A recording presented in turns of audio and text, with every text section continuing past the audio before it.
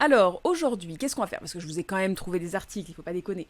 On va faire Emmanuel Macron, les féministes du monde entier vous regardent. Parce que, alors vous savez qu'il y a le forum Génération Égalité qui se déroule le 30 juin prochain en France. Et donc c'est là, maintenant, c'est aujourd'hui que s'est déroulé le forum Génération Égalité. Et c'est un genre de forum qui est censé prouver à quel point on est un des pays les plus avancés en termes d'égalité homme-femme. Et c'est censé être une preuve aussi que les choses vont changer, qu'il va y avoir des réelles décisions qui vont être prises de la part de plein de pays à la fois.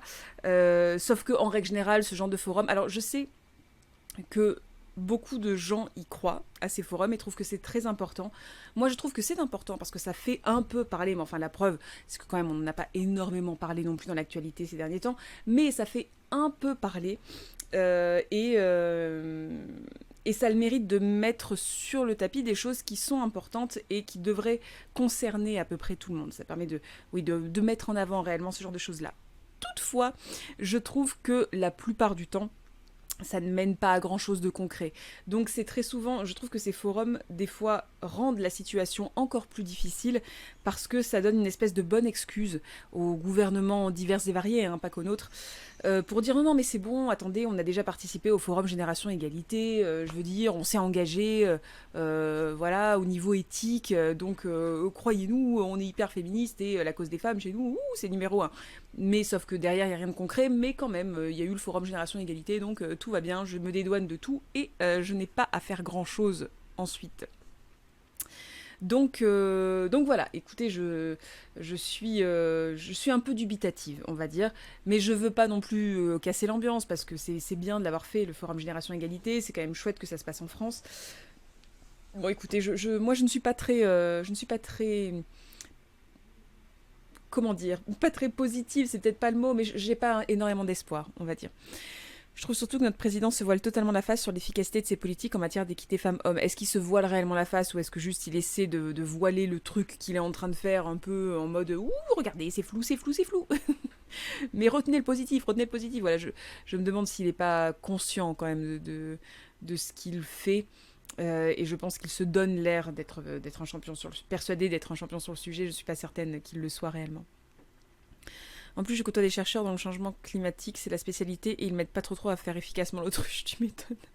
Il y a eu beaucoup de conflits avec des féministes transphobes dans les prides récentes, mais je ne sais pas s'il y a eu des articles dessus. Alors, j'ai essayé de trouver des articles sur ce fameux incident pendant la Pride, je ne sais pas si vous le savez tous, mais il y a eu effectivement des incidents pendant la Pride à Paris, il y a eu des féministes, voilà, avec plein de guillemets, lesbiennes militantes qui ont... Bonjour, hein, Flaimos, qui ont défilé dans la Pride, hein, donc dans un endroit où normalement c'est une safe place pour les trans, les personnes trans. Euh, donc elles ont défilé avec des pancartes transphobes à fond. Mais vraiment, transphobes à fond. Et, euh, et du coup, bon voilà, elles ont défilé avec ces pancartes-là qui disaient, je crois, toutes les lesbiennes détestent les pénis, je crois que c'était ça. Et il y en avait une autre encore. Enfin, c'était des propos stupides et transphobes de base. Et du coup, ça a fait beaucoup parler, bien évidemment. Tu racontes pour le coup des terfs et le pauvre Sacha qui a fini au poste. Voilà, c'est ça. La pauvre Sacha, pardon, qui a fini au poste. Oui, tout à fait, c'est ça. Et bien évidemment que ça a fait... que ça a été très violent et que ça a été très violemment reçu, parce que normalement on ne défile pas avec des pancartes anti-LGBT, même si on est LGBT, ça n'empêche pas de pouvoir être également transphobe finalement, et, euh, et on ne défile pas avec ce genre de pancarte-là tout court. On ne défile pas avec ce genre de pancarte-là, mais en plus de ça, surtout pas dans un lieu pareil où je pense que ces femmes-là savaient très très très bien qu'elles allaient croiser des personnes trans. Et c'était fait pour leur faire mal. Vraiment, je pense que là le but c'était juste pour faire mal. Et c'est d'une violence folle parce que ça reprend des armes et des façons de fonctionner et de faire qui sont complètement digne, par exemple, je sais que ça a été très comparé, on va se remettre comme ça juste le temps que j'en parle, ça a été très très comparé aux militants anti-IVG qui vont être avec des pancartes pour faire mal réellement devant, par exemple, des cliniques qui pratiquent l'IVG. Et ce genre d'actions-là, qui sont là non pas pour revendiquer ou pour militer sur quoi que ce soit, mais juste pour faire mal, c'est quelque chose qui est extrêmement choquant et qui est d'autant plus choquant quand ça vient de soi-disant lesbiennes féministes. Encore une fois, c'est des TERF, hein. C'est pas bon, pour moi on peut difficilement être féministe et TERF, mais bon bref, donc du coup c'est une tranche particulière quand même du féminisme, hein. Mais oui, ça a été très très très choquant et et puis bah voilà, forcément alors les personnes trans ont été extrêmement choquées, les cis ont été choqués aussi, mais malheureusement pas tous et toutes. Et au-delà de ça, les associations LGBT qui étaient censées être présentes à la Pride aussi se sont pas tant positionnées que ça. Et du coup, il y a eu une espèce de vague sur les réseaux sociaux de personnes qui, elles, se sont positionnées sur le fait que c'était inacceptable d'avoir des propos transphobes à la Marche des Fiertés, alors même que la Marche des Fiertés, en gros, on a accès à la Marche des Fiertés, cet événement-là a pu naître parce que des femmes trans racisées en plus et pauvres ont pu, elles, se mettre en danger et militer aussi. Voilà, c'est grâce à elles qu'on a cette marche des fiertés et c'est pas normal, je remets là-dessus, voilà, on va passer aux articles, mais c'est pas normal, vraiment pas, que ça ait lieu dans une marche des fiertés. Vraiment, mais vraiment, vraiment, vraiment pas.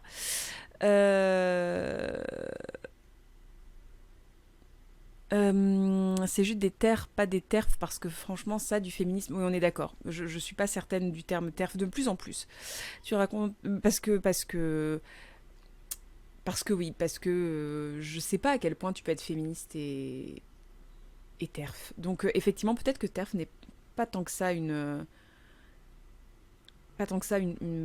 bonne dénomination, on va dire. Je suis d'accord. A priori, il s'était passé des événements similaires à Londres en 2018 et ce serait peut-être lié. Alors je ne savais pas. Enfin, je ne savais pas. Je sais bien qu'il y a des tensions transphobes assez régulièrement, notamment dans les milieux lesbiens, mais je ne savais pas que ça avait eu lieu particulièrement en 2018 à Londres. Ce qui est aussi beaucoup choqué, c'est que pas mal d'assauts LGBT ne sont pas prononcés sur le sujet. Voilà, tout à fait. C'est très l'extrême droite ou l'intégrisme religieux. Tout à fait. C'est vraiment juste là pour faire mal. C'est vraiment de la... Oui, de la violence gratuite pour faire mal. Et bonjour, bonne nuit Paris. Comme quoi LGBT ou pas, un humain est un humain, monde de merde. Je comprends la perte de foi en l'humanité. Des gens qui vont juste sortir de chez elles pour aller faire du mal à d'autres, mais sur le gerbe. Non, mais on est d'accord.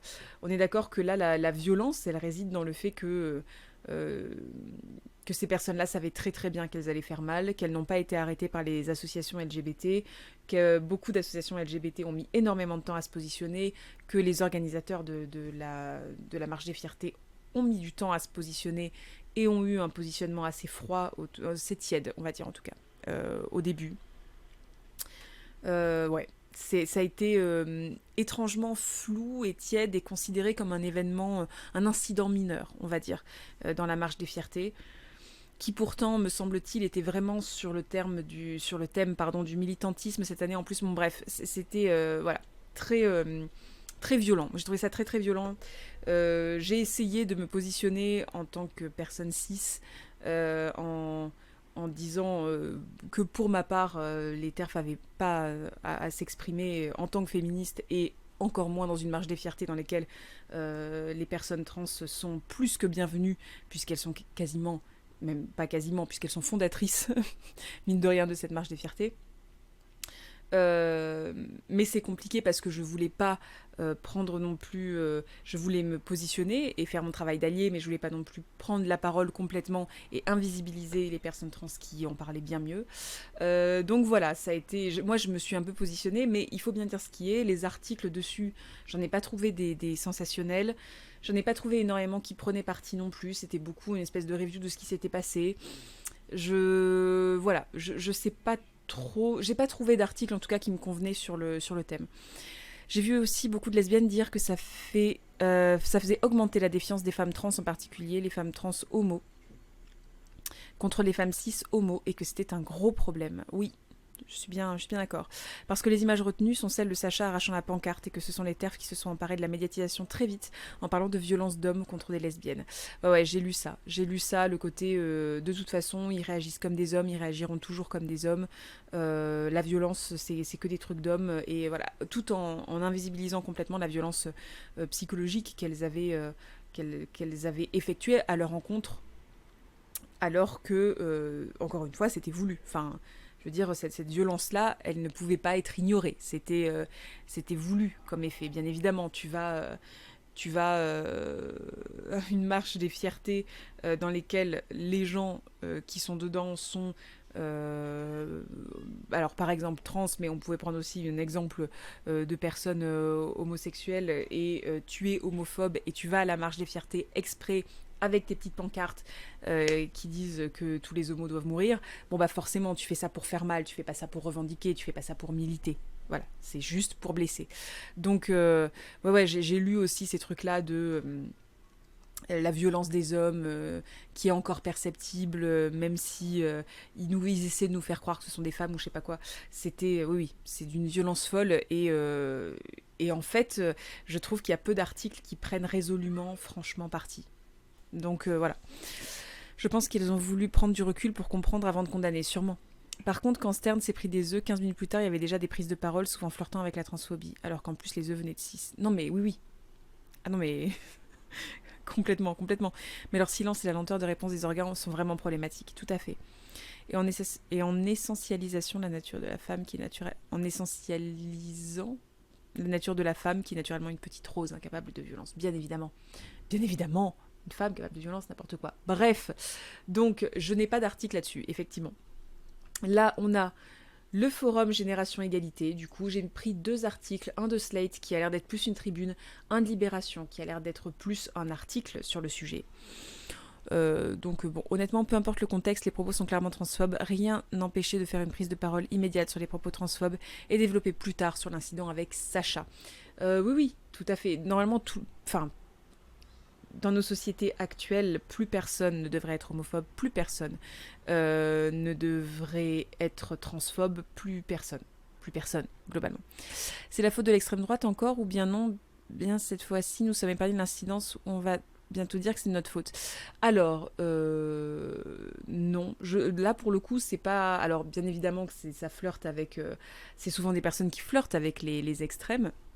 Mais non, là, pour le coup, c'est purement de la transphobie. Et la transphobie, c'est malheureusement pour tout le monde, visiblement. Mais je t'en prie, bonne nuit Paris. Alors par contre, attention, hein, t'es dans un live un peu à gauche. J'espère que tu ne vas pas être agacé en permanence. Mais tu es le bienvenu, ou la bienvenue, pour rester, sans souci. Puis même, c'est un moment de revendication, de rappel de lutte et de fête. Quiconque se ramène avec une pancarte discriminante envers une frange LGBT ou autre même n'est pas bienvenu. Tout à fait, Flamos. Les roses, c'est plein d'épines, c'est trop violent, je dirais plutôt de petites pâquerettes. Alors, je n'ai pas vu... je n'ai pas vu le truc des roses. Juste le fait de voir les propos transphobes répétés, même ici, me met tellement mal. C'est tellement violent, c'est tellement inhumain. On est tout à fait d'accord, Margot. C'est la faute des pensées essentialistes. Oui. Bien sûr, je suis 100% d'accord avec toi, mais je comprends la frilosité de certaines. Tout à fait. Bon, bref, donc, Forum Génération Égalité. Une diplomatie féministe en acte. Bon, voilà. Écoutez, je ne sais pas ce que valent ces 2 articles. Je les ai pris, mais bon...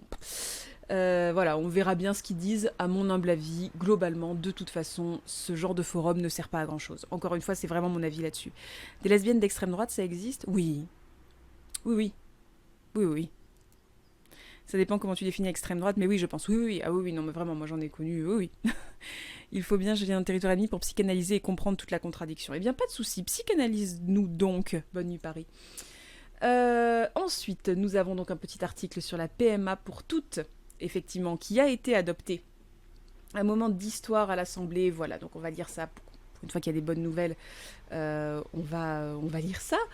Ensuite, effectivement, j'ai vu que ça avait été demandé aussi dans le chat, mais on a un article sur le classement sans suite de l'affaire PPDA.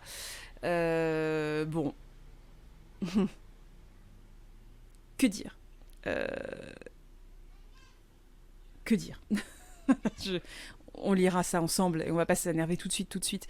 À partir du moment où il y a des gens pas français de choses qui sont d'extrême droite, n'importe qui peut être d'extrême droite. Tout à fait. Alors c'est très mal lu, je l'ai très mal lu.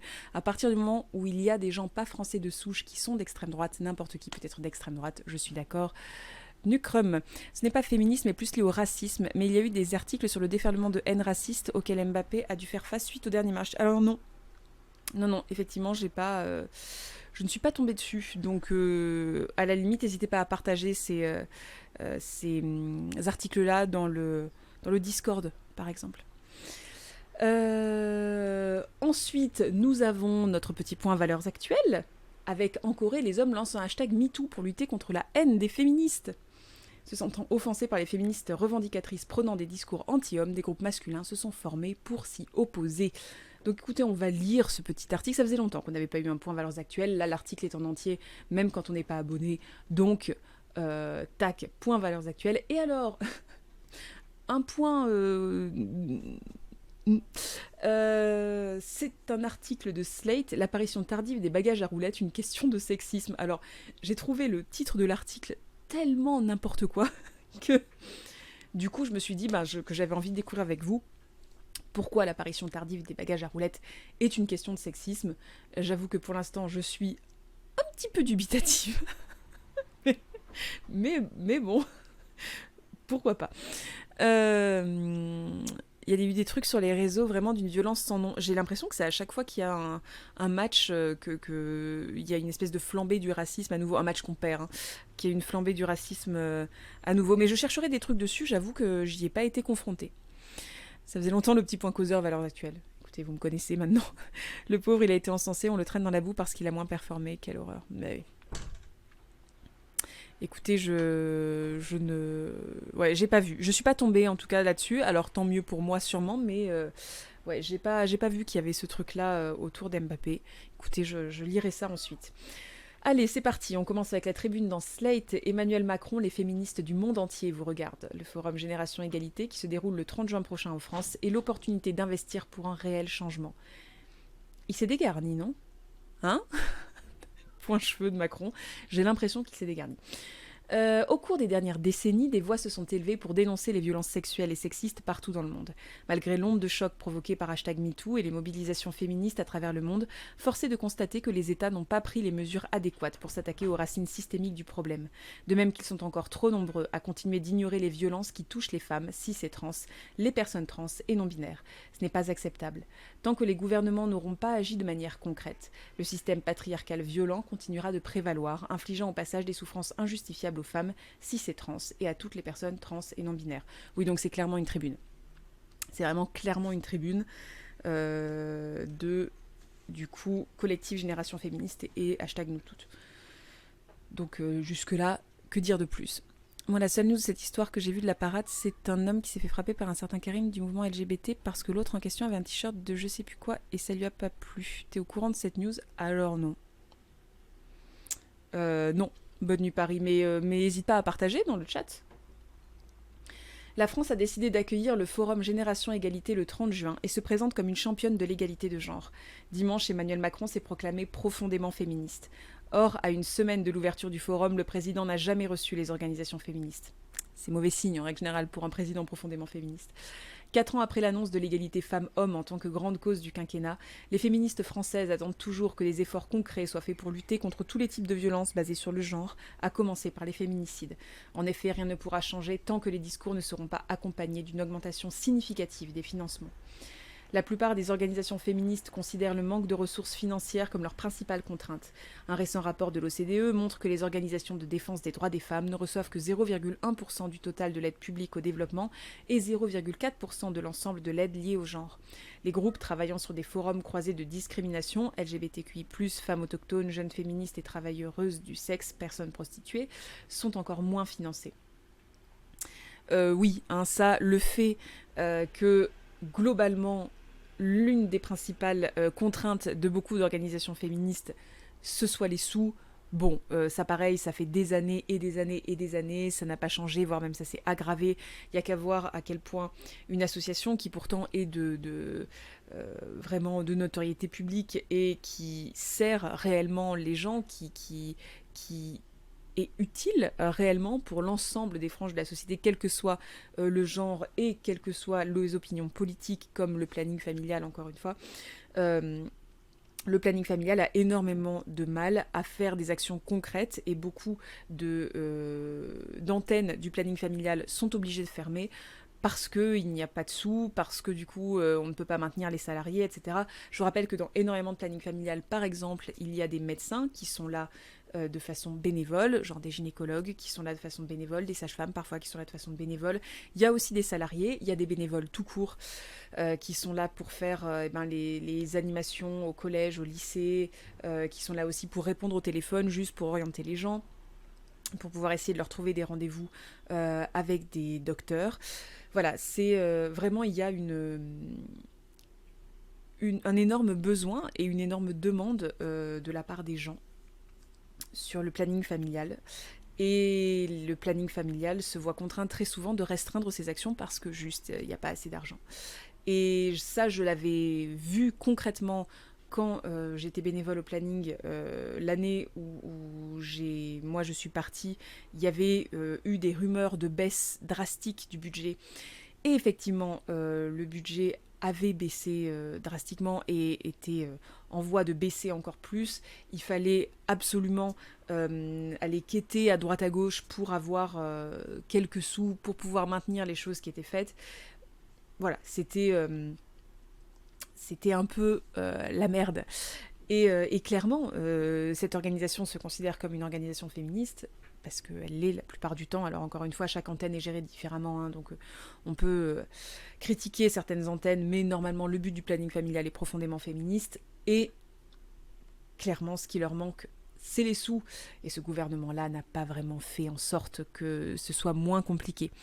Puis de façon générale, quand on considère une cause importante, on lui donne de l'argent et des moyens dans notre société, c'est comme ça que tu sais que quelque chose est objectivement considéré comme important.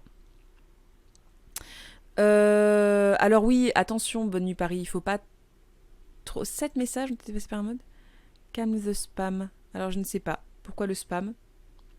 Je ne sais pas. Je ne sais pas du tout ce qui s'est passé. Je ne sais pas ce que tu avais mis. Peut-être que tu avais mis trop de messages d'un seul coup. C'est une possibilité. Je ne sais pas du tout ce qui s'est passé. Bonne Nuit Paris. J'ai un bot qui est censé faire un peu l'administratif tout seul. Trop de virgules, d'accord. Merci Luna. Ouais, j'ai un bot qui est censé être modérateur et qui des fois abuse un peu. Donc je suis désolée, Bonne Nuit Paris, c'était pas contre toi. En revanche, des fonds colossaux sont alloués.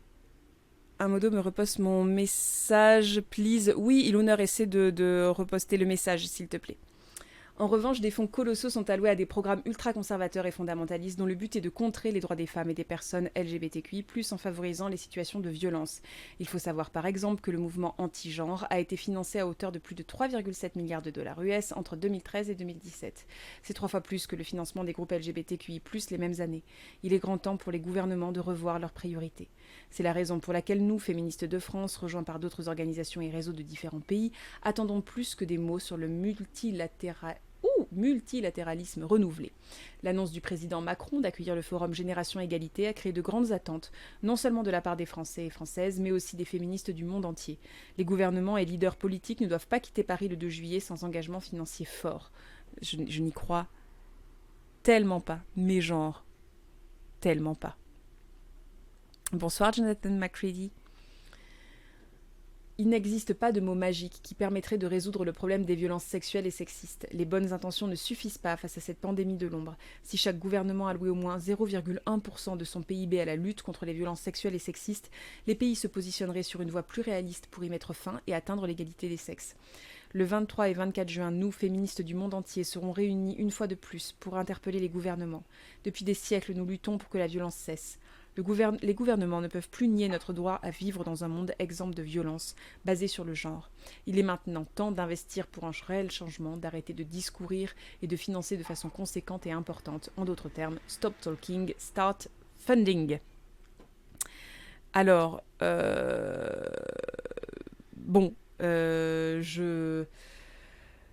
Oui, je comprends l'envie et l'espoir, mais vraiment, je n'en ai aucun. Le stop talking, start funding, jamais. Jamais, je pense. Je pense que c'est tout le principe de ce genre de forum, justement, de parler. Donc, plus tu laisses les acteurs d'un secteur ou d'un domaine se débrouiller seuls et perdre leur temps à chercher des moyens, plus tu considères que bon, c'est un secteur secondaire, ils peuvent se débrouiller seuls, c'est pas intéressant. Tout à fait. C'est beau de rêver, oui. Alors, bonne nuit. Je suppose que c'est le message de Bonne Nuit Paris, c'est ça, Illuner. J'avais une vision idyllique de votre mouvement d'une pseudo-solidarité virtuelle et réelle, malgré les nuances, mais finalement, le réel rattrape à force de partir dans tous les sens et pas cibler les vrais ennemis, les non-binaires, gays, lesbiennes, les religieux hommes, cis, curieux, pan, homo, politisés, droite, féministes, lesbiennes, trans, gauche, etc., etc. Vous vous bouffez entre vous, je me trompe. Alors, exactement comme pour toutes les personnes qui demandent si on peut être hyper catho et féministe, si on peut être conservateur et féministe, si on peut être de droite, d'extrême droite et féministe, etc. Bien évidemment qu'au sein du féminisme, il y a énormément de pans différents. En fait, dire le féminisme, c'est un peu comme dire la politique. Ça veut tout et rien dire. C'est un courant de pensée avec des idées qui normalement prennent comme base qu'on veut l'égalité femmes-hommes. Mais après, à l'intérieur de ces idées-là, il y a des idées les plus extrêmes possibles et qui parfois rentrent en contradiction les unes avec les autres. C'est pas vraiment caché au sein des féministes. Tout le monde sait que entre les féministes qui sont pro travail du sexe et les féministes qui sont anti travail du sexe, qui sont abolitionnistes, bien évidemment il y a des dissensions très très fortes, et ce même sans parler d'orientation politique.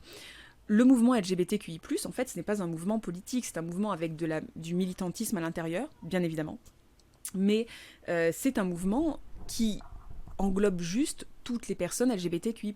Et on le répète, ce n'est pas un choix d'être LGBTQI+. C'est quelque chose qui est, mais ce n'est pas un choix. Et dans cette mesure-là, n'importe quel être humain peut être dans la communauté LGBTQI+. N'importe quel être humain, avec ses pensées, avec ses idées, avec ses...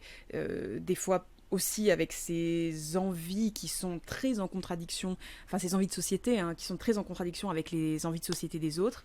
Bien évidemment qu'on peut être d'extrême droite et LGBTQI+. Est-ce qu'on peut être militant LGBTQI+? Peut-être un peu moins facilement, parce que c'est vrai que les associations homo d'extrême droite existent assez peu, mais il y en a, bien évidemment que tout le monde reste des humains avec ses propres idées. Et il n'y a pas d'unité claire, tout comme il n'y en a pas dans l'extrême droite, par exemple. Il n'y a pas d'unité claire au sein de l'extrême droite. Tout le monde finalement, a des idées à lui ou à elle. Il y a un socle commun qui est censé définir tout le monde, pour les féministes par exemple, ou pour l'extrême droite, ou pour la gauche, ou pour le communisme, ou pour je ne sais quoi. Il y a ce socle commun, mais au sein de ce socle commun, ça peut aller très très loin. Et le féminisme, encore plus qu'un courant politique en particulier, parce que, encore une fois, dire le féminisme, c'est un peu comme dire la politique, ça veut à la fois tout et rien dire, et ça englobe énormément d'idées à l'intérieur sur une base commune qui est une vision de la société, et encore plus avec le LGBTQIA+, parce que ce sont juste des êtres humains, un groupe d'êtres humains qui sont là de tout milieu, de tout genre, de toute orientation politique et sexuelle différente. Donc c'est pour vous dire à quel point, oui, effectivement, Bonne Nuit Paris, vous vous trompez si vous pensez qu'il y a une unité au sein de ces groupes-là. Bien évidemment qu'il n'y en a pas, parce qu'on part sur des groupes humains. Mais le féminisme, encore une fois, c'est pareil, mais la plupart des mouvements politiques, pareil. Il n'y a pas de lobby LGBTQIA+, c'est des personnes en lutte. Mais oui, tout à fait, tout à fait. Il n'y a pas de lobby LGBTQIA+, vraiment pas. Ou alors, ils ne m'ont toujours pas trouvé, ni mes potes LGBTQIA+. Donc du coup, on n'a pas l'argent encore du lobby, mais peut-être ça va venir. Mais oui, il n'y a pas de lobby. Il y a du militantisme, mais le militantisme peut partir dans des directions très différentes. Mais dans tous les mouvements ou courants d'idées, il y a toujours des points de discordance, tout à fait. Et de concordance aussi d'ailleurs, Tandoori, mais tout à fait. C'est considéré que l'extrême droite est divisée et se bouffe parce que les monarchistes et les néolibéraux se tapent dessus, ou les virilistes avec les mascus. Oui, voilà, je pense juste que pour les opposants de l'extrême droite, leur divergence n'est pas un objet de critique considéré comme valable, alors que pour les opposants aux progressistes, oui. Peut-être, Frégia, c'est intéressant. On accepte des idéologies différentes, ce qu'on n'accepte pas, c'est les discriminations. On n'est pas là pour ça. Tolérer l'intolérance est impossible. CF, le paradoxe de la tolérance. Tout à fait, je suis bien d'accord avec toi, Boctose. C'est ça, en fait, c'est le... Là, ce qui est pointé du doigt, c'est quelque chose qui n'a même pas d'orientation politique en soi. C'est juste se dire, avoir des transphobes au sein d'une marche des fiertés qui est censée regrouper tous les LGBTQIA+, dont font partie les trans, c'est comme avoir des pancartes homophobes au sein d'une marche des fiertés, par des gens qui font la marche des fiertés. Ça semble idiot, contre-productif et cruel, violent, vraiment, très violent.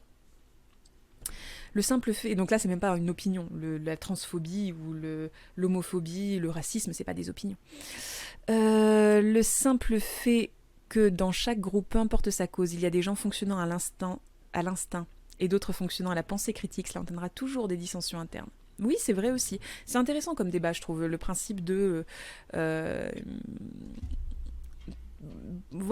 savoir s'il existe tel truc de gauche ou tel truc de droite, ou voilà. C'est toujours très intéressant de savoir si le LGBTQIA+, c'est de gauche ou de droite. Vraiment, il y a des choses où... Enfin voilà, on se dit que dans l'idée et dans l'idée de pas mal de gens et dans la tête de pas mal de gens, c'est de gauche, mais voilà, il y a des militants LGBTQIA+, qui sont de droite, voire d'extrême droite. T'as pas soutenu les bonnes campagnes de crowdfunding, je reçois ma carte des membres du lobby en octobre. Putain, chiant. J'espère qu'elle aura des paillettes, mais moi aussi pour toi, que t'aies pas payé le crowdfunding pour rien. Florian Philippot, anciennement du FN, est gay, pourtant il ne l'a jamais revendiqué. Même Nicolas Dupont-Aignan, c'est suspicieux, mais je vois pas l'objectif final du mouvement. Le vrai combat pour une solution, à part le revendiquer par ego, ne se considérait que juste gay, féministe ou autre. Alors, ne se considérer pas que juste gay, féministe ou autre, c'est peut-être ça que tu voulais dire, Bonne Nuit Paris, parce qu'effectivement, c'est ce qu'on disait avant. Oui, Florian Philippot est gay. Voilà. Mais il n'y a pas de revendication dans le LGBTQIA+. Dans la marche des fiertés, il n'y a pas une revendication de on ne veut être que ça. Il y a une revendication de bonjour, on existe, qui est partie historiquement de quelque chose qui est important. Et qui est parti historiquement d'un drame, en fait, qui a eu lieu. Je te laisse regarder l'histoire de la Marche des Fiertés si ça t'intéresse, mais c'est une revendication d'existence, mais ce n'est pas excluant, en fait. On n'est pas juste en mode on existe et ça nous suffit. C'est plus on existe. Donc c'est assez différent, en fait.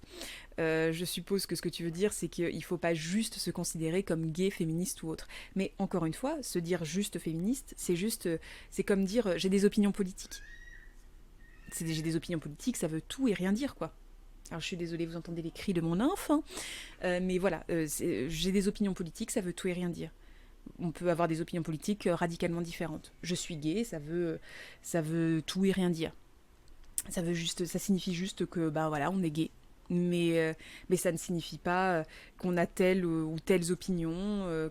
La preuve, on peut être du coup lesbienne et complètement transphobe. Voilà. Et on peut avoir effectivement des grosses dissensions au sein même du même mouvement. Et d'ailleurs, ce genre d'incidents-là, qui sont des incidents, encore une fois, qui sont très violents, ce genre d'incidents-là te le prouve, du coup, Bonne Nuit Paris. Effectivement. Les gens qui sont LGBTQIA+, ne sont pas que LGBTQIA+. Sinon, il y aurait une vaste harmonie parmi les LGBTQIA+, mais c'est pas le cas. Être discriminé d'une manière n'est pas un totem d'immunité, en fait. Oui, c'est ça. Moi, ce que j'ai compris, c'est que Bonne Nuit Paris pense qu'il y a trop d'étiquettes pour satisfaire les égos individuels de chaque militant LGBTQI+, mais que c'est contre-productif pour la portée de leurs revendications. Parce qu'après, la portée de la revendication, elle est très différente selon les gens aussi. La marche des fiertés, c'est permettre aux gens d'avoir un espace protégé pour exister de la même manière que les personnes non LGBT la totalité du temps. Tout à fait. Bah en fait déjà si tu parles égo quand tu parles des luttes LGBTQIA+, c'est que t'as pas compris, on n'a pas d'égo à ça. Par contre, on lutte en permanence pour exister. Je suis pas sûre que tu te fasses tabasser dans la rue quand t'es un homme cis car t'as embrassé une femme cis. Par contre, tu te feras tabasser dans la rue car tu as embrassé un homme. Voilà, c'est parce qu'il y a encore de la violence au quotidien qu'il y a besoin d'un endroit safe où marcher. Au moins une fois par an. Pour, pour juste dire on existe toujours, on existe. Il y a un petit bout qui gazouille d'ailleurs, je sais. Donc le problème, je vais englober féministe et sexualité non hétéro. De 1, c'est la discrimination, ok. L'ostracisme, malgré qu'on voit de partout l'homosexualité dans le cinéma, pub, etc. 3, les agressions verbales et physiques dans la rue ou sur le net. Ensuite, quoi d'autre? Quoi? Je comprends pas bien. Coucou Accro et Yumimi, non pas encore, pas tout de suite. Là on est dans un débat LGBT. Donc le problème, je vais englober féministe et sexualité non hétéro. De 1, c'est la discrimination. Ok. 2, je pense que tu voulais dire l'ostracisme malgré qu'on voit de partout l'homosexualité en cinéma pub. Je comprends pas très bien ce que tu veux dire en fait, Bonne Paris, c'est pas hyper clair. Dans les rues, ensuite, quoi d'autre? En fait, c'est pas très clair. Je pense qu'il faut que tu prennes plus le temps de d'écrire, histoire qu'on comprenne. Vraiment, prends le temps de faire de dire ce que tu veux dire. Comme ça, il n'y a pas de petits oublis de mots ou de termes qui font qu'on comprend pas ou mal. Les LGBT qui plus sont ostracisés à bien des égards et les représentations restent encore très insatisfaisantes. Il y a beaucoup de résistance à ce que ça se développe et puis il y a toujours des agressions et c'est mal. Oui, bah oui. Oui, oui. Je pense qu'on a encore moins compris ton dernier message. Oui, c'est ça. En fait, je pense qu'on n'a pas bien compris ton dernier message. Et aussi, le bon ok, t'es gay, mais cache-le et le montre surtout pas. Bah, ça, c'est pas du progressisme. On a le droit de vivre normalement. Quand t'es hétéro, tu caches pas que tu l'es. Oui, oui, tout à fait. Tout à fait. Après, ne pas le cacher, c'est pas forcément le revendiquer dans le sens où j'ai l'impression que tu le crois. Bonne nuit, Paris. C'est pas. Le revendiquer. Ne pas le cacher, c'est ne pas le cacher, c'est pas forcément le revendiquer, c'est-à-dire c'est pas forcément le mettre en avant comme une partie essentielle de son être. Par contre, ne pas le cacher, c'est se promener avec par exemple pour les hommes gays, se promener avec un homme, embrasser cet homme devant d'autres personnes potentiellement, c'est en fait vivre ce que les hétéros vivent. Et très souvent, pour les homophobes, ce genre de choses-là sont considérées comme des revendications, alors à chaque fois, il faut se poser la question de si un hétéro le faisait, est-ce que ce serait considéré comme des revendications? Et la marche des fiertés, pour le coup, c'est le seul endroit où il y a une forme de revendication, puisque c'est pour réagir au fait qu'il y a une invisibilisation. Mais attention, pour autant, c'est un faible moment de revendication, puisque c'est quand même un jour, une fois par an. Et en plus de ça, la revendication, elle est vraiment sur une base extrêmement faible, c'est-à-dire c'est la base de « on existe ». C'est-à-dire que la revendication, elle part de quelque chose de très très bas, que les hétéros n'ont pas besoin de revendiquer, puisqu'ils existent et que c'est très accepté de partout que les hétéros existent. Normalement, tout va bien. Donc du coup, c'est pour ça qu'il y a besoin de cette marge des fiertés, pour avoir cette base de « on existe ». Et bien évidemment qu'il y a de la revendication, puisque la base est extrêmement basique, faible. C'est-à-dire que voilà, c'est on existe, normalement, c'est juste ce qu'il y a tout en bas de l'échelle de la revendication. Normalement, il n'y a pas besoin de revendiquer le fait d'exister. Et pour certaines personnes, en fait, même dans nos sociétés actuelles, si. Voilà. Alors visiblement, une personne gay dans un film entier égale des gays partout. Oui, souvent en plus. Il y a aussi pas mal de queerbaiting, tout à fait. Pour ceux qui ne savent pas ce qu'est le queerbaiting, c'est le fait de se servir de la représentation gay pour avoir de la reconnaissance ou voilà. Donc, enfin, en gros. Hein. Et dans certains contextes, des personnes se revendiquent très fort de leur genre ou de leur sexualité, c'est que souvent on nous étouffe. C'est vrai aussi, Ayloud Wolf. Pas facile de faire des phrases sinon le bot ban, j'essaie de comprendre, donc je répertorie les problèmes de vos revendications par ordre que je sache.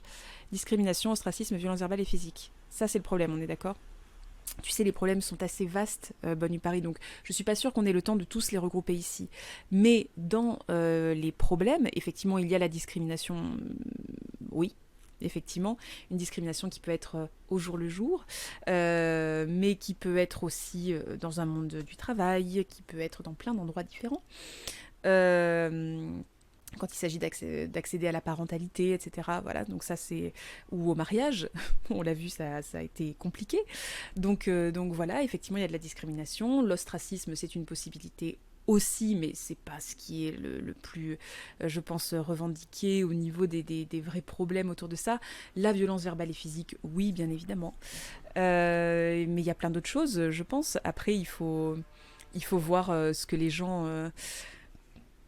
gens plus concernés que moi par ça, parce que moi je suis bi, donc du coup c'est une façon d'être dans la communauté LGBTQIA+, qui est assez tranquille, parce que quelque part, voilà, même si j'ai eu des partenaires femmes et des compagnons, voilà, j'ai eu à la fois des compagnons et des partenaires femmes, et là je suis avec un homme et j'ai un enfant, donc il y a un côté très pour le coup très hétéro-genré qui fait que je suis pas tellement la cible de ces violences là.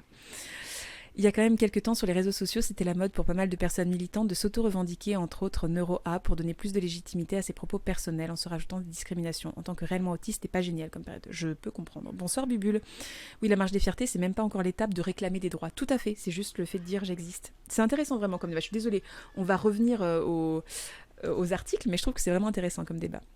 Merci beaucoup, pardon, Jazé à gauche, j'avais pas vu le raid. Merci, merci. Même si je sais que c'était pas la majorité, ça donne une mauvaise image vu que c'est la minorité bruyante. Ce qui peut donner l'impression aux gens qui ne sont pas du mouvement que c'est une question d'ego. Effectivement, il peut y avoir une mauvaise impression de ces mouvements-là à cause de ça. Si tu as peur que le bot te banne à cause de l'abus de ponctuation, essaie de séparer tes paragraphes en plusieurs messages. C'est un bon conseil. Au lieu de dire que je suis queer ou trans, je dis que je suis un criminel dans 72 pays dans le monde, c'est plus badass. Effectivement, Ishnak. Bonjour Ishnak d'ailleurs, bonsoir. En Belgique, le mariage est passé avec beaucoup moins de heures. Ouais, il y a eu une spécificité française un peu dégueulasse. Enfin, spécificité française. Au final, on a le mariage, bien évidemment, il y a des pays pires. Problème de voisinage, famille, insultes publiques ou privées, agression physique et verbale, oui, on peut faire une liste longue, Bubule. Parlons même pas de la PMA pour les lesbiennes récemment, bah justement, on va en parler. Bonsoir à tous. Enfin, pas que lesbiennes, pour les non-binaires, etc. Oui, tout à fait. Le problème majeur, si tu veux réduire, c'est le fait de vivre des oppressions, discriminations, violences dont tu parles, qui empêchent d'avoir la même possibilité d'exister que les personnes non LGBT. Oui. Désolée, j'apparais avec ma classe et je repars pour promener Misty. Ben, y a pas de souci. Va promener Misty. Oui, mais oui, effectivement. Les violences se catégorisent en plusieurs choses. Et globalement, les personnes LGBTQI+, ont du mal à vivre comme les personnes non LGBTQI+. C'est moins une revendication que juste une demande de pouvoir vivre pareil. C'est pas... voilà, on est... Effectivement, du coup, je comprends pourquoi tu le relis au féminisme. On est sur quelque chose qui peut ressembler à la base du féminisme, c'est-à-dire juste revendiquer une égalité, revendiquer juste de pouvoir vivre pareil, d'avoir accès aux mêmes choses, d'être traité pareil, avec pas forcément, alors pour certaines féministes d'ailleurs, pas forcément pareil, puisqu'il y a des féministes qui veulent garder plein de trucs qui pour moi me semblent sexistes, mais voilà. Mais en tout cas, d'être respecté pareil, ça c'est quelque chose qui est commun à tous les féminismes. Et je pense qu'effectivement, il y a ça dans les LGBTQI+, et notamment, enfin les seules revendications des LGBTQI+, et notamment dans la marche des fiertés. Voilà, il y a ça. Effectivement. Rapport à... Ah là, tu t'es encore fait ban Bonne Nuit Paris. Je ne sais pas ce qui s'est passé. Je n'ai même pas eu le temps de voir ton message. Écoutez, s'il y a un modérateur, c'est un mélange entre un modo et un modérateur qui veut rétablir le message, n'hésitez pas. Rapport annuel SOS homophobie en vente dans les bonnes librairies. Effectivement, je vous le conseille, mais je voyais pas le problème de lier féminisme et militantisme LGBTQI+. Pour moi, les causes sont quand même pas mal liées. Bah oui. Oui. Donc ok, maintenant trouvons les solutions qui posent réellement problème pour vous. Votre cause est dans la vie de tous les jours, aussi bien dans le civil que sur Internet, le manque d'intégration de votre part à cause de votre individualisme pour certains, les religieux conservateurs, l'augmentation de la violence, le manque de justice, les gens d'extrême droite, les jeunes mal informés. Votre ennemi principal, c'est qui? Celui qui bloque votre bien-être. Écoute, Bonne Nuit Paris, je ne sais pas si tu m'entends encore. Est-ce qu'il est banni ou est-ce que... je ne sais pas. Je ne sais pas si tu peux m'entendre encore. Au cas où, si tu peux m'entendre encore, bien évidemment, ce serait beaucoup trop simple s'il y avait un seul ennemi et qu'on pouvait dire «Ah, c'est lui!» Le problème, c'est que, comme pour tout, il n'y a pas d'ennemi unique. Il y a un facteur de choses et de convergence, d'opinions, de violences qui viennent se retrouver sur les mêmes personnes. Donc on va moins dire que les LGBTQI+ sont un ennemi commun, mais on va plutôt dire que les LGBTQI+ sont le bouc émissaire de plusieurs personnes. Voilà, vous voyez, tu vois ce que je veux dire, Bonne Nuit Paris, c'est-à-dire qu'il faut le voir dans l'autre sens. Les LGBTQI+, sont très souvent au centre de convergence de beaucoup de violences, de la part de plein de personnes différentes, alors que finalement, ils n'ont pas d'ennemis absolus. Encore une fois, ce serait beaucoup trop simple d'avoir une seule personne à dire, où on dit bah voilà, eux on les rééduque ou eux on les met loin et c'est bon. Donc voilà, il n'y a pas d'ennemi commun. Il n'y a pas d'ennemi commun. Et après, sur le côté... après, bon, on sent que tu as déjà une opinion à toi. Par exemple, le manque d'intégration de votre part à cause de votre individualisme pour certains. Bon, on sent bien qu'il y a ton opinion qui perce derrière. Mais après, c'est quand même beau de ta part d'essayer d'avoir une réflexion dessus et de chercher autour. Je pense que le manque d'intégration, malheureusement, n'est pas dû à l'individualisme, mais que par contre, le manque d'intégration peut créer une ostracisation et qui peut finalement créer une espèce d'individualisme, effectivement, et peut-être quelque chose de l'ordre du communautarisme. Mais le communautarisme ne naît pas comme ça, il naît d'un manque d'intégration de base. C'est parce qu'on est rejeté des autres communautés qu'on va se créer une communauté à soi en se disant « Ah bah ouais, bah écoute, si je suis rejeté par les autres communautés, bah fuck ». C'est ce qui se passe par exemple pour les incels. Voilà, sur un truc diamétralement différent. Tu vois, c'est pas quelque chose qui est propre au LGBTQI+. Tu comprends ce que je veux dire? Et l'augmentation de la violence, je sais même pas si elle a augmenté. Je pense qu'elle est toujours là, bien présente. Le manque de justice, je pense que tout le monde peut se revendiquer du manque de justice. Oui, effectivement, on peut se dire que en étant féministe, on trouve que la justice craint sur certains aspects. En tant qu'LGBTQIA+, on peut se dire qu'il y a eu des injustices un peu partout. Ceci dit, je suis sûre que toi aussi, tu te sens injustement traité. Voilà, c'est quelque chose qui caractérise beaucoup de gens quand même, le manque de justice. Les gens d'extrême droite, oui et non, puisque comme tu le dis, il y a énormément de personnes, je pense, qui sont LGBTQIA+, qui l'avouent plus ou moins, et qui sont quand même d'extrême droite. Encore une fois, je pense qu'il faut virer l'orientation politique de l'orientation sexuelle. Bien évidemment que c'est un peu lié, parce que très souvent, malheureusement, les gens d'extrême droite ne sont pas tellement tendres avec les LGBTQIA+. Ils sont pas très tendres tout court avec grand chose, mais particulièrement pas avec les LGBTQIA+. Mais encore une fois, c'est un... je pense que c'est un leurre et beaucoup de personnes en sont conscientes, que de penser que si on attaque cette frange-là politique, les droits des LGBTQIA+, vont brusquement s'améliorer, être assurés, etc. C'est faux. C'est faux. Et tous les LGBTQIA+ ne sont pas encore acceptés, même par des personnes d'extrême gauche, si ça peut te rassurer. Et voilà. Et du coup, bien évidemment que, encore une fois, il y a peu d'ennemis communs. Et peu d'ennemis principaux. Les jeunes mal informés, ça risque plutôt de leur faire mal à eux, plutôt qu'à la communauté. Voilà.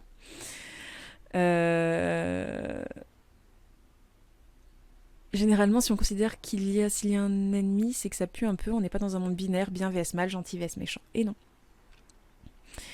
Idem, je commence à en avoir marre aussi, tu peux pas simplifier une cause comme ça. Tout à fait. Tout à fait, tout à fait. c'est comme définir un ennemi au féminisme. Pour moi, les hommes ne sont pas la bonne réponse. Mais oui, l'ennemi commun, c'est un principe. Bonne soirée, Margot.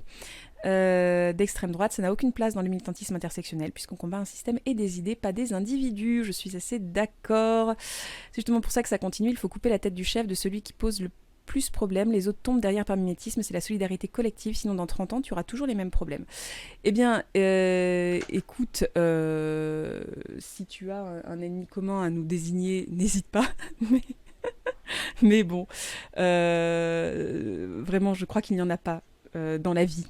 Donc voilà, écoute, je te laisse sur ces réflexions-là. On va reprendre un peu le cours normal du live. Voilà.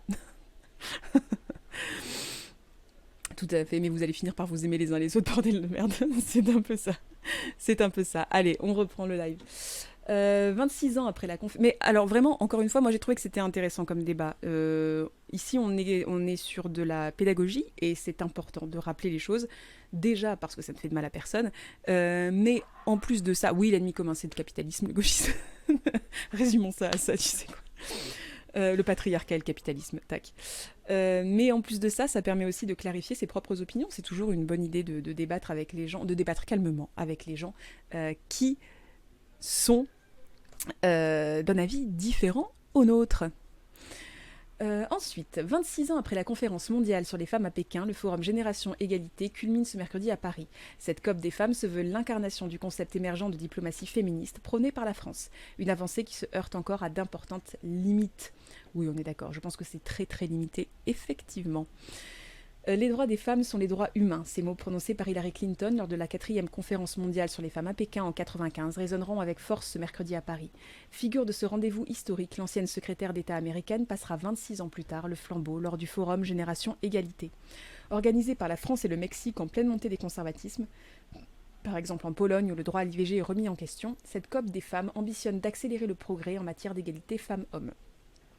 En continuité avec la conférence de Pékin, qui a permis de poser un texte normatif international sur les droits des femmes, souscrit par 189 États. Le problème est qu'il n'y a pas eu de mise en œuvre complète des engagements. Oui, voilà, on est d'accord, là on est vraiment sur un truc de que de la gueule, hein. Le fameux que de la gueule. Rambobine Delphine O, ambassadrice et secrétaire générale du Forum Génération Égalité, par ailleurs sœur du secrétaire d'État au numérique Cédric O. Une urgence d'autant plus palpable qu'aucun grand rendez-vous international autour du sujet des droits des femmes ne s'est tenu depuis 1995 et que la pandémie a provoqué un recul de 20 à 30 ans des droits des femmes selon l'ONU. Si on n'avait pas eu de COP 21 pendant 26 ans, est-ce que les gens auraient trouvé ça normal, tonne la ministre chargée de l'égalité femmes-hommes Elisabeth Moreno. L'ONU avait initialement fixé un rendez-vous 5 ans plus tard, en 2000, une échéance retardée par peur d'ouvrir une brèche dans ce socle fragile d'acquis, conspué par des États conservateurs à l'influence toujours plus grande. Donc non seulement ça sert pas à grand chose, mais en plus ça peut faire du mal. C'est ça qui est fou. C'est ça qui est fou. La conférence de Pékin a ouvert la voie à une nouvelle rhétorique, celle de la diplomatie féministe, dont ce forum se veut l'incarnation. La diplomatie féministe a commencé en impliquant les femmes dans le processus de paix dans certains pays, rappelle Marie-Cécile Nave, directrice de recherche à l'Institut de Relations internationales et stratégiques, autrice de la démocratie féministe. Une dynamique impulsée par les féministes elles-mêmes. Une poignée de pays se revendiquent désormais de ce concept. La Suède, pionnière en 2014, le Canada depuis 2017 et le Mexique, dernier membre du club en 2020. La France a, elle, suivi le mouvement en mars 2018, remplaçant la diplomatie des droits des femmes, déjà invoquée sous le quinquennat Hollande. Conjuguer diplomatie et féminisme est une avancée conceptuelle forte, qui permet aux associations et ONG de mieux faire valoir leurs revendications à l'international, estime Brigitte Grésy, présidente du Haut Conseil à l'égalité.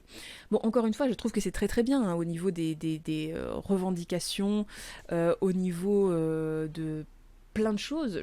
Encore une fois, je trouve que dans le principe c'est bien, mais qu'au final il se passe tellement peu de trucs concrets. Je sais pas, peut-être que je me plante hein, là-dessus. Peut-être que je me plante et qu'il y a réellement... une diplomatie féministe. J'en sais rien, je sais pas, peut-être. Mais moi, je la vois peu, en tout cas. En tant que militante, moi, je la vois très très peu. Ça remplacera pas la parole, mais ça aidera, non faudrait qu'on bosse sur une petite biblio de base LGBTQI+, handi et féminisme pour offrir aux curieux. Oui, je suis assez d'accord. Je suis assez d'accord avec ça. Après, bon voilà, Boctose, je suis... assez, ça c'est le côté chiant du côté pédagogique, mais la plupart du temps être pédagogue c'est se répéter, donc il faut se répéter. Mais effectivement, ça peut aider un peu d'avoir une biblio à montrer pour les gens qui sont vraiment curieux et qui ont envie de lire. Parce qu'après, c'est pas le cas de tout le monde non plus. Salut Ishnak. Aucun texte international ne définit la diplomatie féministe, une absence de cadre laissant libre cours à l'interprétation des États. La définition française est en cours de construction, avance Delphine O avant de développer la sienne, faire en sorte que l'égalité, les droits des femmes soient un sujet prioritaire et transversal sur l'ensemble de l'action de la France à l'étranger. Dans un rapport publié en novembre, le HCE la conçoit comme une politique plaçant l'égalité entre les femmes et les hommes, la liberté et les droits des femmes, la lutte pour l'abolition du patriarcat au cœur de son action extérieure dans l'ensemble de ses dimensions. Ça me semble être vraiment beaucoup de mots. En fait, ça m'inquiète de voir autant de mots pour des concepts qui sont censés être aussi simples. C'est rarement bon signe. C'est rarement bon signe, je trouve. De pas pouvoir, d'avoir besoin de tout ça, de tous ces, de toute cette articulation de pensée et de réflexion, etc., pour quelque chose qui devrait être beaucoup plus simple que ça. Genre, beaucoup plus simple. Dans les faits, la diplomatie féministe française se traduit par les politiques partant davantage des expériences des femmes sur le terrain plutôt que de plaquer des modèles du haut sans se préoccuper de savoir si ça ruisselle jusqu'en bas, remarque Marie-Cécile Nave. Un changement de braquet visible au sein du Forum Génération Égalité, co-construit avec la société civile. Relégués en 1995 dans un camp d'ONG à 1 heure de Pékin, les activistes sont cette fois invités à la table des négociations. Pas de grand-messe, si tout le monde est invité, le ticket d'entrée est clair, chaque État doit prendre un nouvel engagement programmatique, législatif ou financier, dans un des 6 thèmes d'action, la violence fondée sur le genre, la justice et les droits économiques, la liberté à disposer de son corps et la santé et les droits sexuels et reproductifs, etc. Ces engagements à mettre en œuvre sous 5 ans seront regroupés dans une forme de catalogue nommé Plan mondial d'accélération pour l'égalité femmes-hommes. Le forum sert de catalyseur aux bonnes volontés.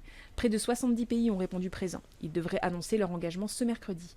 Si on organisait une conférence mondiale avec tous les États comme à Pékin, on ne serait pas en mesure de faire voter le même texte, signe de la régression. Lance Delphine O. Au-delà de l'accueil de ce sommet, la diplomatie féministe passe par la mise en place de projets à l'international qui visent à améliorer les droits des femmes. Accès à la contraception, éducation des filles, santé maternelle, plus de 2/3 des projets de l'Agence française de développement sont aujourd'hui conçus de façon à avoir un bénéfice également sur l'égalité femmes-hommes, pour une enveloppe annuelle de 5,8 milliards d'euros, selon le directeur général de l'AFD Rémi Rioux. Un fonds de soutien aux organisations féministes de 120 millions d'euros sur 3 ans a également été mis sur pied en prévision du forum.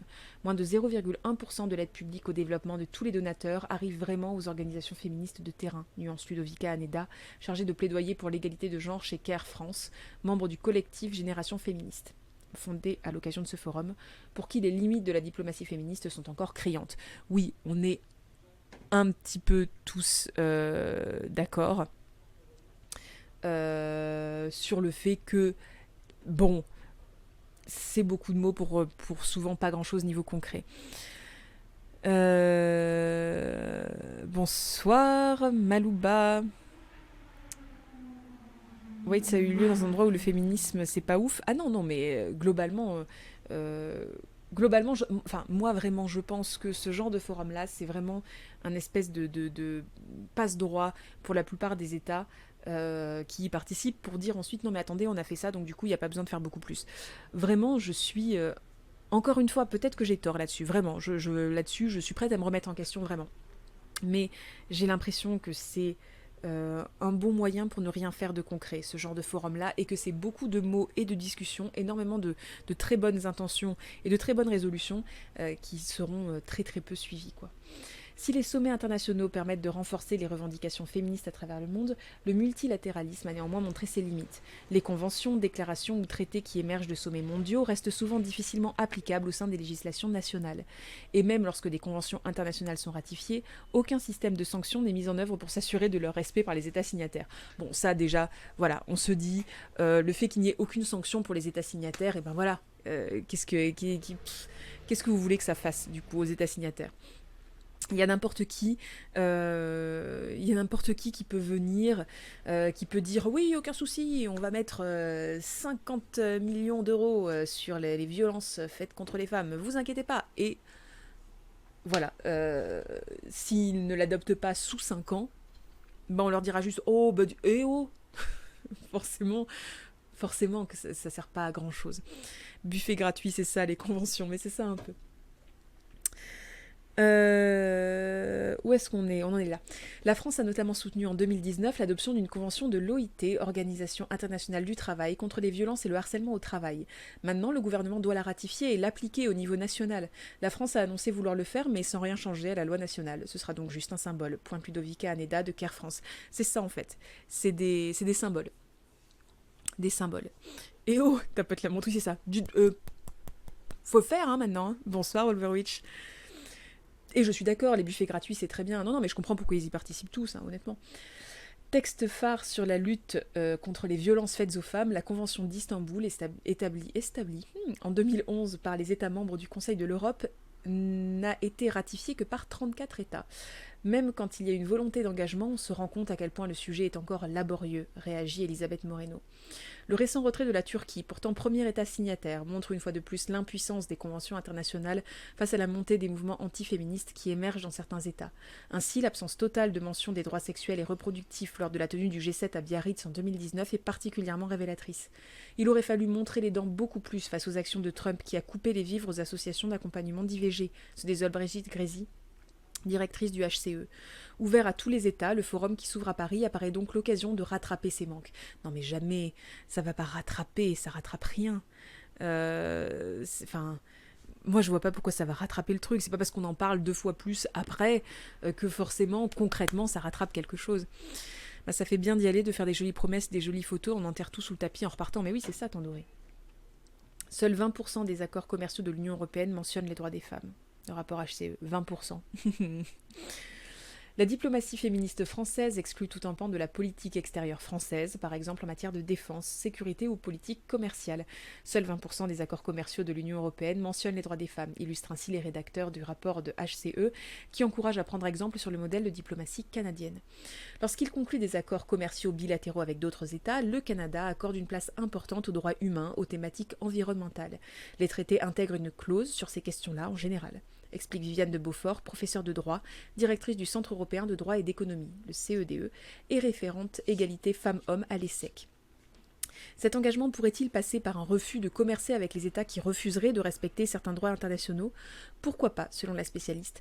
Après tout, l'UE a bien refusé la signature d'un traité bilatéral avec la Chine sur les investissements directs étrangers, tant que la Chine ne se serait pas expliquée sur ce qui se passait dans les camps de travail ouïghours. Oui, donc ça se fait, voilà. Ça se fait par des pays si on voulait, mais sauf qu'on ne veut pas forcément. D'ailleurs, Elsa, aucun rapport avec le live, mais tu pourras jeter un coup d'œil à la discussion modo du Discord s'il te plaît. Je sais que tu n'es pas trop sur cette plateforme. Oui, effectivement. Pardon, je suis très rarement sur la plateforme Discord en ce moment. Il faut que je sois beaucoup plus, je vais l'être beaucoup plus, c'est une de mes grandes résolutions. Pas de souci, Lunar, j'irai voir ça. En fait, la seule utilité de ces trucs-là, c'est de voir les pays qui viennent pas. Oui, et même ça... Ouais, bon, le Canada qui la ramène pas trop, hein, il gère leur génocide indigène d'abord et on le voit après. Les motos qui engueulent Elsa. Je suis désolée, non, me banne pas, s'il te plaît. Non, non, mais oui, il faut absolument que j'aille voir tout ça. Alors attendez, je vais aller ouvrir la porte à mon chat, parce que mon chat est pas content. Hop, attendez, je reviens.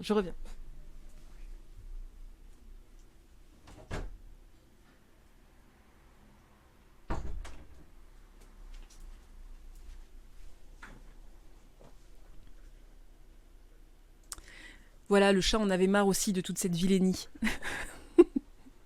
De toute cette hypocrisie. Trop d'hypocrisie. Non, mais vraiment, je trouve que ce Discord en plus est trop bien et j'y vais pas assez souvent, donc tout va bien. J'irai aussi. L'économie qui passe avant les luttes sociales apparemment. Voilà, c'est ça, c'est tout à fait ça. Donc, parité dans la diplomatie. Cantonner la diplomatie féministe à de grandes rencontres comme celle qui s'ouvre ce mercredi reste donc insuffisant pour le HCE et pour tout le monde, hein, globalement pour tout le monde, qui regrette que la question ne soit pas suffisamment abordée dans le cadre des relations bilatérales. Ainsi, sur les 12 visites officielles d'Emmanuel Macron entre mars 2019 et février 2020, le rapport du Haut Conseil à l'égalité ne dénombre qu'une seule rencontre ayant donné lieu à l'évocation du droit des femmes et de l'égalité femmes-hommes au Japon. Les droits des femmes sont considérés comme un sujet secondaire qui n'est pas vu comme suffisamment noble, analyse Marie-Cécile Nave. Delphine O refuse quant à elle d'opposer les deux modèles. Bilatéralisme et multilatéralisme sont complémentaires, se justifie-t-elle. Un sommet comme celui-là est l'occasion d'aller chercher des pays comme le Burkina Faso ou le Chili. On va leur demander « Qu'est-ce que vous faites pour l'égalité femmes-hommes ?» Et ils vont répondre rien du tout. Et on leur dira mais dites donc. Et ils nous répondront. Et du coup on leur dira oh, faut rajouter une ligne hein, à votre truc. Et ils diront ok, on va peut-être le faire dans 5 ans, mais peut-être pas, vous en savez rien. Et tout le monde va repartir avec un petit Tupperware avec les sandwichs de la cantine. Et ça c'est bien. Voilà. Je suppose. Pour opérer un changement de paradigme, les expertes interrogées réclament unanimement la présence de davantage de parité à des postes à responsabilité dans la diplomatie française. Pour la professeure de droit Viviane de Beaufort, leur présence à des postes clés pourrait avoir une influence directe sur la politique menée par les États en termes de diplomatie féministe. Après avoir mené une série d'interviews sur 50 femmes, dont 25 françaises en 2012, la juriste a pu constater que le rapport au pouvoir des femmes dirigeantes variait sensiblement par rapport aux hommes. Les femmes, du fait de leur socialisation, étaient plus portées par le fait de faire les choses bien, plutôt que de détenir le pouvoir pour le pouvoir. Le rapport qu'elles entretiennent à l'éthique, à la loi et à certaines valeurs serait également sensiblement plus exigeant que beaucoup de dirigeants hommes, explique-t-elle. Encore aujourd'hui, le sujet reste insuffisamment pris en compte par la France. La participation des femmes à la conception et à la mise en œuvre d'une diplomatie féministe reste faible. Seulement 25% des ambassadeurs sont des ambassadrices. Bon, que dire ? Que dire ? À part que vraiment, encore une fois, je n'y crois pas. Je n'y crois pas une seule seconde à ce truc de ça va faire changer les choses. Peut-être que juste, en fait, voir ce genre de truc-là avoir lieu, le forum Génération Égalité, par exemple, peut-être que juste c'est la marque du fait que les choses sont en train d'évoluer. Mais je doute fortement que ce genre de forum puisse faire évoluer concrètement les choses. Je sais pas, je suis vraiment dubitative. Ils répondront bah et vous, et on sera bien embêtés. C'est possible, les Lizards. On regarde, j'ai dit au petit gamin dans le coin qui est en train de renifler qu'il fallait qu'il se calme alors que derrière lui il y a une guerre mondiale avec des tanks et des bombes. C'est ça. Bon écoutez, voilà, que dire, pas grand chose. On va passer sur la PMA pour toutes, qui a été adoptée, un moment d'histoire à l'Assemblée. Les députés ont adopté ce mardi le projet de la loi de bioéthique qui autorise le recours à la procréation médicalement assistée à toutes les femmes, non sans quelques tirades réchauffées des opposants à la mesure. 2 ans de labeur, d'atermoiement, de recul, de frilosité et d'interminables débats parlementaires, pas moins de 468 heures. Mais c'est enfin fait. Les députés ont définitivement adopté ce mardi le projet de loi de bioéthique qui ouvre l'accès à la procréation médicalement assistée PMA à toutes les femmes, lesbiennes et célibataires comprises. 326 votes pour et 115 contre. Qu'importe si, pour les partisans de longue date de cette mesure, ce vote était un accouchement dans la douleur. L'accouchement, la PMA. L'accouchement, le PMA. PMA pour presque patois, surtout patois toutes. Oui, voilà. On est bien d'accord. C'est de la PMA pour quelques-unes en plus que ce qu'il y avait pour les avant. Voilà. PMA pour toutes, pas pour toutes les femmes trans. On est bien d'accord. Bonne soirée, Kitty. De ceux qui teintent du coup la victoire d'un sentiment amer. Le gouvernement et la majorité, eux, veulent retenir un moment d'histoire. Bah oui, forcément. Qu'est-ce qu'ils veulent retenir, le gouvernement ? C'est en tout cas ce qu'a salué Adrien Taquet en guise de propos liminaire à l'examen du texte ce mardi dans l'hémicycle. Je ne puis cacher mon émotion. J'aime bien, en fait, le fragment de phrase « Je ne puis cacher mon émotion », j'aime beaucoup. Voilà, je vous le dis, j'aime beaucoup ça. Je trouve que c'est typiquement le genre de phrase que dit quelqu'un qui n'a aucune émotion, qui n'est pas du tout ému par le moment. Et moi, ça m'attendrit, voilà, ça m'attendrit beaucoup. Je ne puis cacher mon émotion de me tenir devant vous pour prononcer ces quelques mots et saluer le travail accompli, un travail collectif de l'ensemble des membres de l'Assemblée. À saluer le secrétaire d'État à l'enfance et aux familles, préférant à l'image de l'accouchement dans la douleur, celle de très grands et très beaux moments de démocratie, au cours desquels chacun a pu partager ses positions au-delà des clivages traditionnels. C'est pas tout à fait comme ça que j'aurais résumé le truc, mais pourquoi pas. Coralie Dubost, députée LREM et co-rapporteur du projet de loi bioéthique à l'Assemblée, a quant à elle salué un texte qui, plus haut que tout, place la volonté des hommes sur la pesanteur du destin. Excusez-moi, mais oui, je ne sais pas si c'est moi, mais je trouve que tous se sont mis d'accord sur le truc de c'est pas ouf ce qu'on a fait, mais on va mettre des grandes phrases. C'est ça, les Lizards. Le lyrisme pour cacher la misère, c'est tout à fait ça. Donc sachez que là, il y a peu de temps, eh bien, un texte, quelque part dans le monde, a placé la volonté des hommes sur la pesanteur, a placé plus haut que tout la volonté des hommes sur la pesanteur du destin. Alors, impressionné, fier, ému? Est-ce que vous ne pouvez cacher votre émotion, vous aussi? C'est cela qui compte, le projet plutôt que le donner, l'amour plutôt que le fatum, a-t-elle lentement déclamé. Lentement déclamé. Donc elle l'a dit en mode, c'est cela qui compte. Le projet plutôt que le donner. L'amour plutôt que le fatum. Au-delà des clivages traditionnels, is the new, comme d'hab, on a laissé parler que les hommes de cis blancs hétérosexuels pas concernés pour dessous parce que d'habitude on les entend pas assez. Yes, c'est ça, Iluna. Ils font tourner ou pas? Bah j'espère qu'ils font tourner à la fin. Hein. À la satanée pesanteur du destin, toujours dans les mauvais coups, celle-là. Oh, je te déteste. Oui. Écoutez, c'est beau. Ces envolées n'auront pour autant pas empêché les opposants à la mesure, mus par l'énergie du désespoir, d'effectuer un énième baroud d'honneur en exhumant leur vieille rengaine catoréaque. Alors après, on sent que le mec ou la nana... Je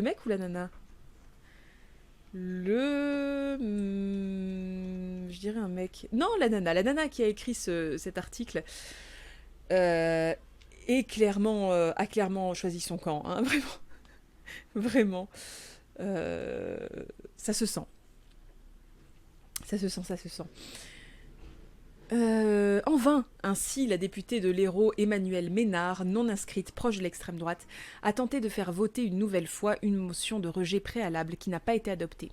L'élu a dit aux députés vouloir tenter de vous faire entendre raison jusqu'au bout de ce processus parlementaire sur un texte qui vous positionne au seuil d'un véritable équinoxe moral. La députée de l'Oise Agnès Steel, ex-LREM, exclue du parti pour ses multiples prises de position homophobes, désormais membre du groupe UDI et indépendant, a quant à elle puisé dans le récent scrutin des régionales pour recycler son refrain favori sur la PMA sans père, lançant à l'exécutif « Quelle légitimité avez-vous, avec de tels résultats électoraux, pour être responsable de la venue au monde d'enfants qui n'auront jamais de père à cause de vous ?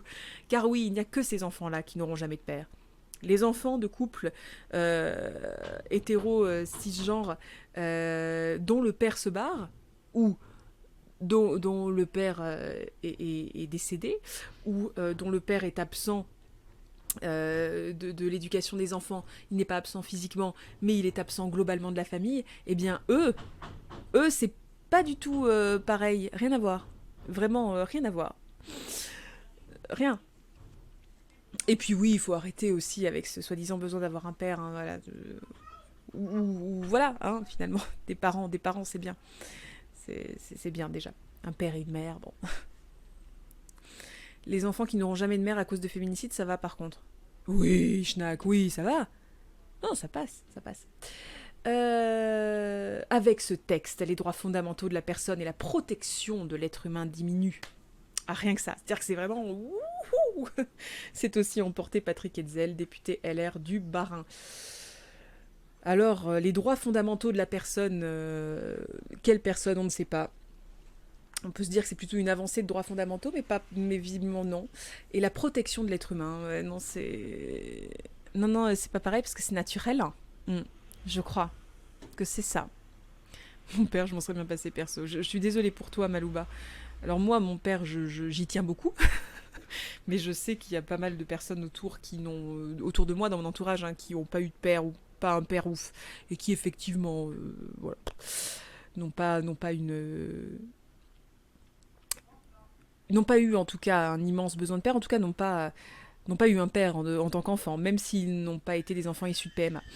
Tout en saluant une loi qui constitue une avancée majeure pour les droits des femmes, le député LFI de Seine-Saint-Denis, Bastien Lachaud, a fustigé une victoire au goût amer. Amer à cause de tout ce temps perdu, de toutes ces familles qui ont attendu en vain, de tous ces espoirs déçus, de tous ces enfants si ardemment désirés qui n'ont pas pu voir le jour, a-t-il dénoncé. Et de pointer du doigt des débats interminables qui ont laissé prospérer l'homophobie. Nous allons voter cette loi, même si nous savons bien qu'elle est hypocrite et discriminante, a-t-il dit. Précisant, nous la voterons comme une étape qui en appelle d'autres sur le chemin de l'égalité. Même frustration chez Jean-Michel Clément, député Liberté et Territoire de la Vienne, qui a pointé un goût d'inachevé dans ce texte, faisant notamment référence à la possibilité d'avoir recours à la PMA post-mortem qui a été écartée. Il y a vraiment plein de trucs qui ont été écartés où je ne comprends pas. S'il n'y a pas de père, la colère de Dieu va s'abattre sur la France. Ben, je souffrirai et j'essaierai de le guérir. Oui. Surtout qu'en fait, historiquement parlant, entre les guerres, les travaux durs à la mine-champ, etc., les départs, les abandons, les enfants sans père, en fait, c'était assez banal. Oui, non, mais tout à fait. En matière de filiation, le projet de loi de bioéthique prévoit qu'elle soit établie via une reconnaissance anticipée de parentalité devant notaire. Concrètement, désormais, les deux femmes ayant un projet parental conjoint seront reconnues comme mères à égalité après s'être rendues chez le notaire avant la naissance de l'enfant. Alors des femmes cis, on le précise bien. L'expression d'une simple volonté ne peut être suffisante pour établir une filiation. Ce débat juridique sera, à n'en pas douter, tranché par le juge constitutionnel, a estimé Valérie VI. Valérie VI, ça tombe bien. Élu du Nord pour le groupe UDI et indépendant. Outre l'accès à la PMA pour toutes, le texte prévoit aussi un changement majeur, la levée de l'anonymat des donneurs de gamètes. Ainsi, désormais, toute personne née d'un don pourra, si elle le souhaite, accéder à l'identité de son donneur, à sa majorité, ou à des informations non identifiantes telles que l'âge ou l'apparence physique. La loi vient répondre aux attentes trop longtemps ignorées des enfants nés de l'assistance médicale à la procréation avec tiers donneur, a déclaré le secrétaire d'État à l'enfance, Adrien Taquet. Nombre de militants de longue date pour la PMA pour toutes se sont empressés de dire leur joie, à l'image de l'avocate Caroline Mécari, fervente défenseur de l'égalité, qui a salué via Twitter une victoire de l'égalité des droits, un jour historique en France pour le droit de toutes les femmes. C'est également félicité l'association des familles homoparentales. Non mais c'est bien, c'est déjà un bon début, mais c'est pas pour toutes, quoi. C'est pour certaines, c'est pas pour toutes. Voilà, faut juste arrêter avec ce truc pour toutes. Valérie VIe du nom, mais ça fait un peu ça en plus. En plus, il y a un protagoniste de la Bible, Melchidézek, qui n'a ni père ni mère, et ça ne l'empêche pas d'être considéré comme l'un de ce qui est le plus proche de la figure christique. Alors, bah oui, non, mais on n'en est pas là, Iluneur. On réfléchit pas comme ça. Aujourd'hui, ma mère infirmière libérale en pédiatrie a reçu une offre d'emploi pour s'occuper d'un bébé de 20h à 8h. Repas, lessive, ménage de la chambre. Elle devrait dormir dans la chambre du bébé et s'adapter au rythme de celui-ci pour que la maman riche monégasque puisse se reposer. Et pendant ce temps, on crache sur les femmes seules et lesbiennes qui rêvent de fonder une famille. Bien écoute, Wallerwitch, je ne sais pas si elle a accepté ou pas, mais c'est assez fou.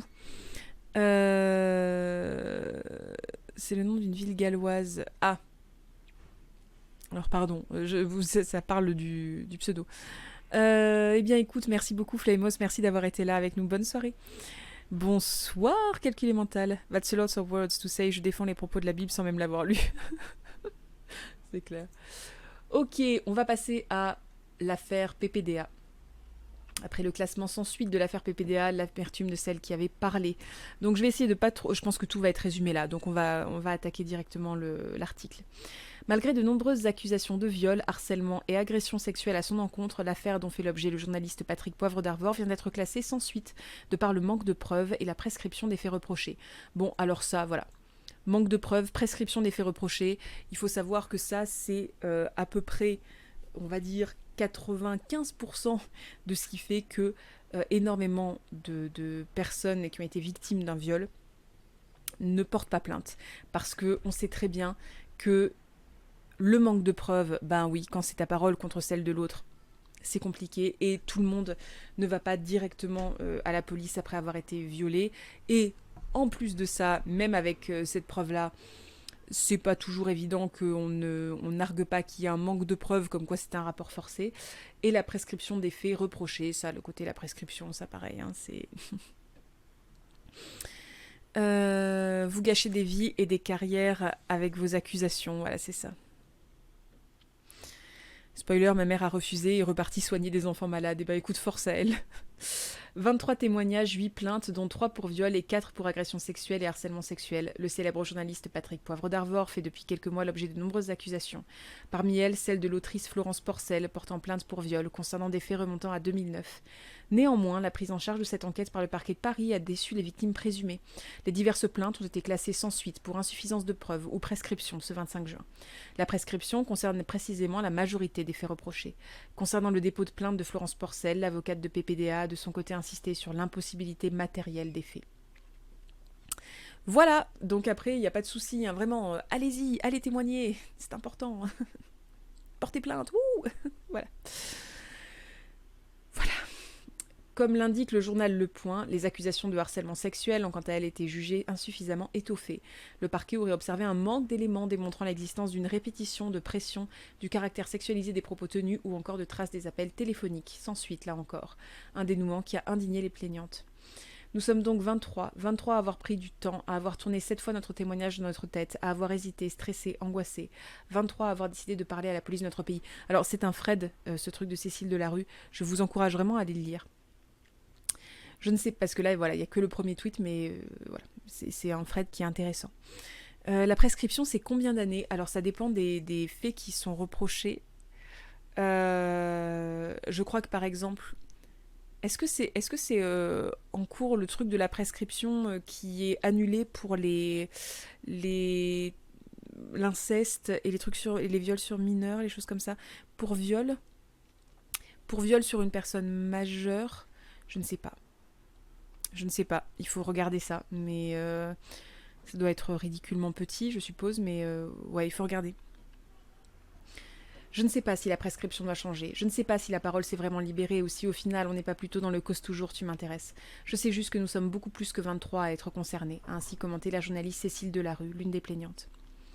Non, c'est 30 ans pour inceste, je crois. Ça reste 30 ans? Je sais pas. Je sais pas parce qu'il y avait vraiment ce truc de le rendre imprescriptible. Je ne sais plus. Honnêtement, je sais plus du tout. L'espace d'un Fred sur Twitter, la reporter a détaillé le parcours du combattant qui a représenté ce dépôt de plainte. Débloquer une journée de travail pour rencontrer l'enquêteur, déballer son histoire à un inconnu, répondre aux questions les plus intimes, signer en bas la feuille qui marque noir sur blanc ce qui était arrivé il y a parfois des années, narre-t-elle notamment. Nous sommes 23 à avoir parlé, 8 à avoir porté plainte. Je voudrais qu'aujourd'hui la nouvelle de ce classement sans suite ne vous fasse pas oublier cela. J'espère que ce classement sans suite ne fera pas peur aux autres victimes du même homme ou juste du même genre de comportement. Il faut parler, il faut porter plainte, il faut que ça cesse. On a tous à y gagner, a poursuivi la journaliste. Une parole très relayée sur Twitter. Donc vraiment, ce Fred est très très bien écrit sur Twitter, allez le lire. Il met un tout petit peu d'espoir sur cette décision de merde. J'ai vu un fait entrer l'accusé où le tueur a tranquillement avoué son meurtre et tous les détails à la police vu qu'il savait qu'il y avait prescription. Il s'était juste caché assez longtemps. Yes, bravo la justice. Mais oui, après, je sais que notamment grâce au podcast Fenêtre sur cours, qui est un podcast Arte qui est trop bien, je sais qu'il y a des faits sur lesquels ils essaient de trouver autre chose pour quand même condamner la personne, alors à moins, mais pour essayer quand même de faire avoir une peine à la personne quand c'est assez évident qu'elle est coupable, il me semble. Enfin voilà, c'est intéressant. Pour inceste, il n'y a pas une histoire que ça ne commence qu'à la majorité de la victime, je sais plus, Tandori. Je sais plus, il me semble. J'ai eu une conversation sur ce sujet avec mes collègues féminines aujourd'hui. C'est affolant de constater que dès qu'on parle de viol, il faut absolument parler d'histoires de fausses accusations, quitte à remettre en question l'histoire de viol sur laquelle la conversation est basée. Ouais, non mais complètement. Seuls les crimes contre l'humanité sont imprescriptibles actuellement en droit pénal français. Bah écoute, merci Calcul Mental de nous le dire. 30 ans à partir de 18 ans du coup, pour les faits d'inceste. Et les viols sur majeurs, c'est quoi, 10 ans 15 ans 10 ans? Dans tous les cas, c'est trop peu. Où en est-on? Là, rarement autant de femmes, 23 au total, auront témoigné contre le même homme dans une affaire depuis l'émergence du mouvement MeToo en France. Mais la prescription et la difficulté à démontrer les faits ne permettent pas pour l'instant d'ouvrir des procédures, observe Le Monde, qui a relayé ces nombreuses accusations au fil des semaines. Suite à cette décision, l'écrivaine Florence Porcel a annoncé ce 25 juin par l'intermédiaire de ses avocats déposer une plainte avec constitution de partie civile, dénonçant un viol en 2009. Cette plainte entraîne automatiquement l'ouverture d'une information judiciaire qui sera confiée à un magistrat indépendant, souligne France Info. La décision du parquet de Nanterre n'est qu'une étape de la procédure. Elle n'ébranle en rien la détermination de Florence Porcel à avoir mené des investigations approfondies par un juge indépendant. L'avocate de la plaignante, maître Emmanuel Moine, a ainsi estimé « Lorsqu'un nombre important de femmes vient témoigner de ce qui ressemble fort à un mode opératoire, je crois que la vérité gagnerait à ce que la justice mène pour l'ensemble de ces femmes des investigations approfondies. » Oui, je crois aussi, oui. En France, sur 10 plaintes déposées pour viol, 7 sont classées sans suite. C'est important qu'il y ait ça à la fin. Ça explique énormément pourquoi est-ce que les personnes qui ont été violées, quel que soit leur genre, ne portent pas plainte très souvent. C'est parce que en règle générale, elles savent très bien qu'elles ont tout à y perdre, peu à y gagner. Et il faut arrêter avec cette mentalité-là. Effectivement, il faudrait pouvoir dire ce que dit exactement ce que dit Cécile Delarue, c'est-à-dire de dire où est-ce que c'est là, on a tous à y gagner. Voilà, il faut porter plainte, il faut que ça cesse, on a tous à y gagner. Bien sûr qu'il faut parler. Bonsoir Popotkin. Bien sûr, vraiment qu'il faut parler, qu'il faut porter plainte, qu'il faut avoir le courage de le faire. Seulement, dire il faut, c'est bien beau. Réussir à le faire, c'est autre chose. Et on comprend pourquoi est-ce que ça écœure et ça dégoûte. Enfin, d'essayer, ne serait-ce que d'essayer d'obtenir justice. On comprend. Parce que ben voilà quoi. Sur 10 plaintes déposées pour viol, 7 sont classées sans suite. C'est vraiment beaucoup. Merci beaucoup, beaucoup, beaucoup, beaucoup, beaucoup, Tandori. Merci, merci, merci. Oui, c'est 30 ans à partir de 18 ans. Comme la femme qui a tué son enfant handicapé et qui en a fait un bouquin publié juste après la date de prescription. Tout à fait, tout à fait, tout à fait. Ce qui était extrêmement choquant également. Si la plainte est prise, tu fais bien de le dire, Nox a éterné. Oui. Oui, si la plainte est prise, ce qui n'est pas une évidence, déjà, de base. Allez, on se fait un petit point valeurs actuelles pour presque terminer sur une bonne ambiance. Et ensuite, on verra cette fameuse histoire d'apparition tardive des bagages à roulettes. Donc, se sentant offensés par les féministes revendicatrices prenant des discours anti-hommes, des groupes masculins se sont formés pour s'y opposer. Quel héros! Depuis plusieurs semaines, des groupes de défense des droits masculins ont lancé leur version du mouvement #MeToo pour lutter contre la haine des hommes qu'entretiendraient les féministes en Corée du Sud. Donc là déjà rien ne va. Rien ne va. Rien ne va.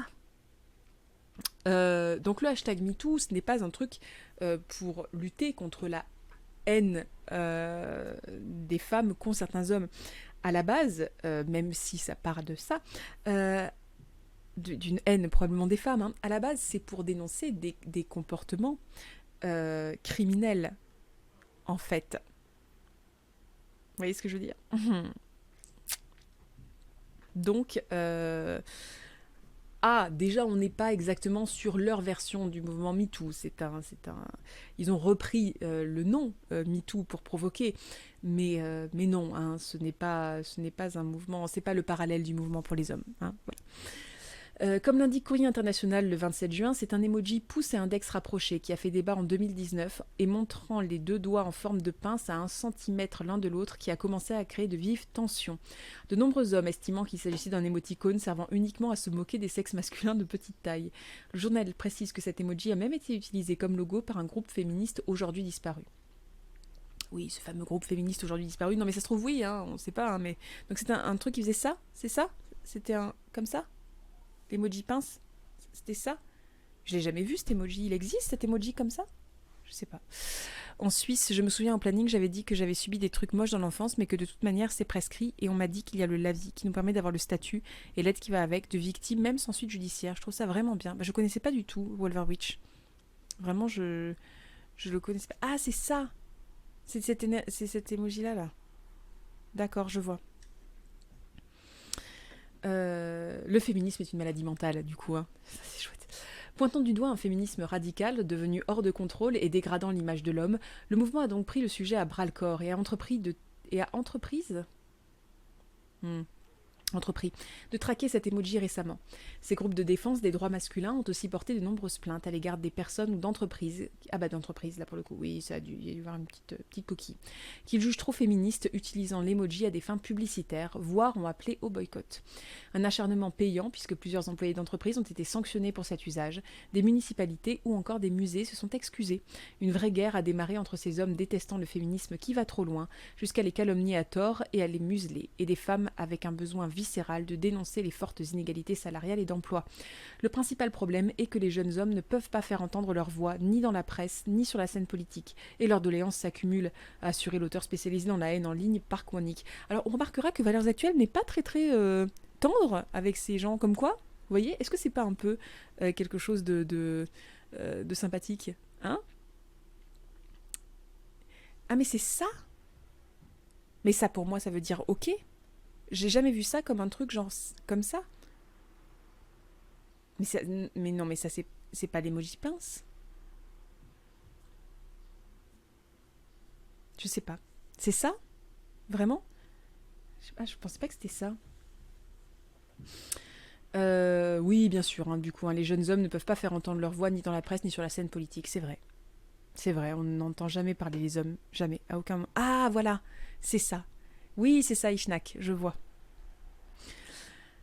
Une haine si forte que le slogan «Le féminisme est une maladie mentale» est devenu monnaie courante lors de multiples manifestations pour les droits masculins. Manifestations pour les droits masculins, mon Dieu.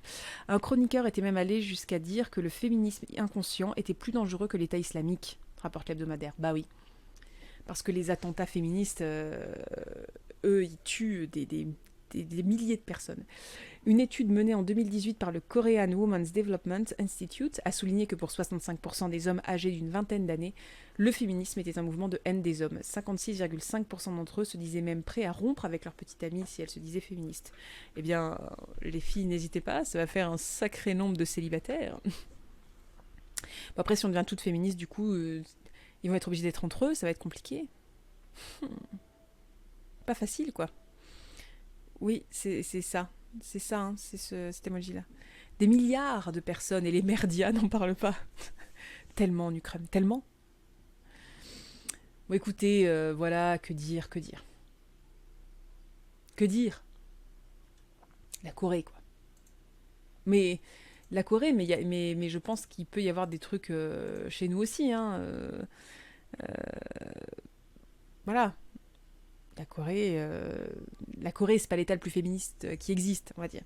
Mais bon, j'en connais quelques-uns chez nous qui pourraient très bien lancer un truc, un hashtag MeToo pour lutter contre la haine féministe qui sont pires que l'État islamiste, etc., etc., hein, je pense. Hein. Voilà. Bon, écoutez, on va terminer sur ce complet, c'est-à-dire l'apparition tardive des bagages à roulettes, une question de sexisme. Alors j'espère que tout le monde est prêt pour l'intensité dramatique, à mon avis, cet article, parce que je ne sais pas si je le suis, je vous le dis. Je n'ai jamais... je ne l'ai pas lu avant, et je n'ai jamais vu quelque chose sur l'apparition tardive des bagages à roulettes. Donc j'aimerais vraiment que vous soyez tous attentifs sur les bagages à roulettes. Bah, chez nous, ils font des camps masculins d'entraînement. Oui, mais ça, à la limite, c'est plutôt positif, parce qu'on se dit que quelqu'un, finalement, qui a un petit projet, un petit peu la tchatche, et qui a les bons arguments, il peut gagner de l'argent grâce à ça. Tu vois, même sans être mascu, tu fais un camp pour mascu, c'est assez simple, ça a l'air assez simple à monter, vous voyez ce que je veux dire, niveau organisation, il faut faire du sport, il faut dire certaines phrases voilà, je pense que ça peut être un bon plan pour des féministes qui n'ont pas d'argent de monter ce genre de truc là. Après, le hashtag MeToo, par exemple, ça rapporte. Enfin, le hashtag MeToo des hommes qui veulent lutter contre la haine féministe, ça rapporte pas grand chose, malheureusement. J'ai l'impression. Hein. J'étais déjà pas prête pour lire le titre de l'article. Ah non, mais je sais. Je sais. Bagage à roulettes. Trigger warning, valise, roue, trottoir dégueu parisien, aéroport. Oui, oui, moi aussi, j'avais envie de hurler à roulette. C'est ma première fois sur ton stream et là, bim, les bagages à roulettes, piou, c'est intense ici. Je suis désolée, les Ilizards, je sais que c'est un peu dur, quoi, comme sujet. Là, on part vraiment sur du sujet dur. Donc la haine en ligne, c'est sous-entendre qu'ils ont un petit pénis, mais oui, on y croit qu'entre masculins, on se jauge pas sur la taille, bien sûr. Ça fait pas du tout partie du bingo de la virilité. Non, madame machin. Il y a que les féministes qui gueulent sur les micro-pénis. Il y a qu'elles qui se moquent. Clairement, hein. Les mecs, ils ont pas un truc de s'insulter de petites bites, par exemple. Non, c'est faux. C'est les féministes qui font ça. Ah bah écoutez, voilà, on va voir le sexisme dans les bagages à roulettes. Vu le titre, c'est que c'est l'inverse, c'est que c'était sexiste quand il n'y en avait pas. Non, oui, c'est ça. Je pense que c'était... bon, écoutez. Tac. On va lire ça. Dans ce monde régi par les hommes, l'invention a longtemps semblé aberrante. Oui, je suppose que c'est un truc de masculinité toxique en mode non, les bagages, c'est lourd, donc du coup, faut un vrai homme pour le porter, et du coup, les femmes peuvent pas voyager seules. Ah, c'est peut-être ça. Allez-y, on va faire des paris. Non, moi, je suis presque sûre que c'est ça. Ça se trouve, c'est ça. C'est le truc de dire, du coup, une femme ne peut pas porter de bagages lourds parce que faible femme, gna gna gna. Donc du coup, elle aura toujours besoin d'un homme pour l'aider ou pour voyager avec elle. Je suis sûre que c'est ça. Moi, j'ai lu l'article Elsa, tu chauffes. Ah là là. Pour moi, honnêtement, ça peut aller dans n'importe quel sens. Bah oui, bah surtout quand on voyageait, on était aisés et on faisait porter ses bagages, peut-être. Il y a forcément un mec qui a dit un jour les bagages à roulettes, c'est pour les PD. Peut-être aussi.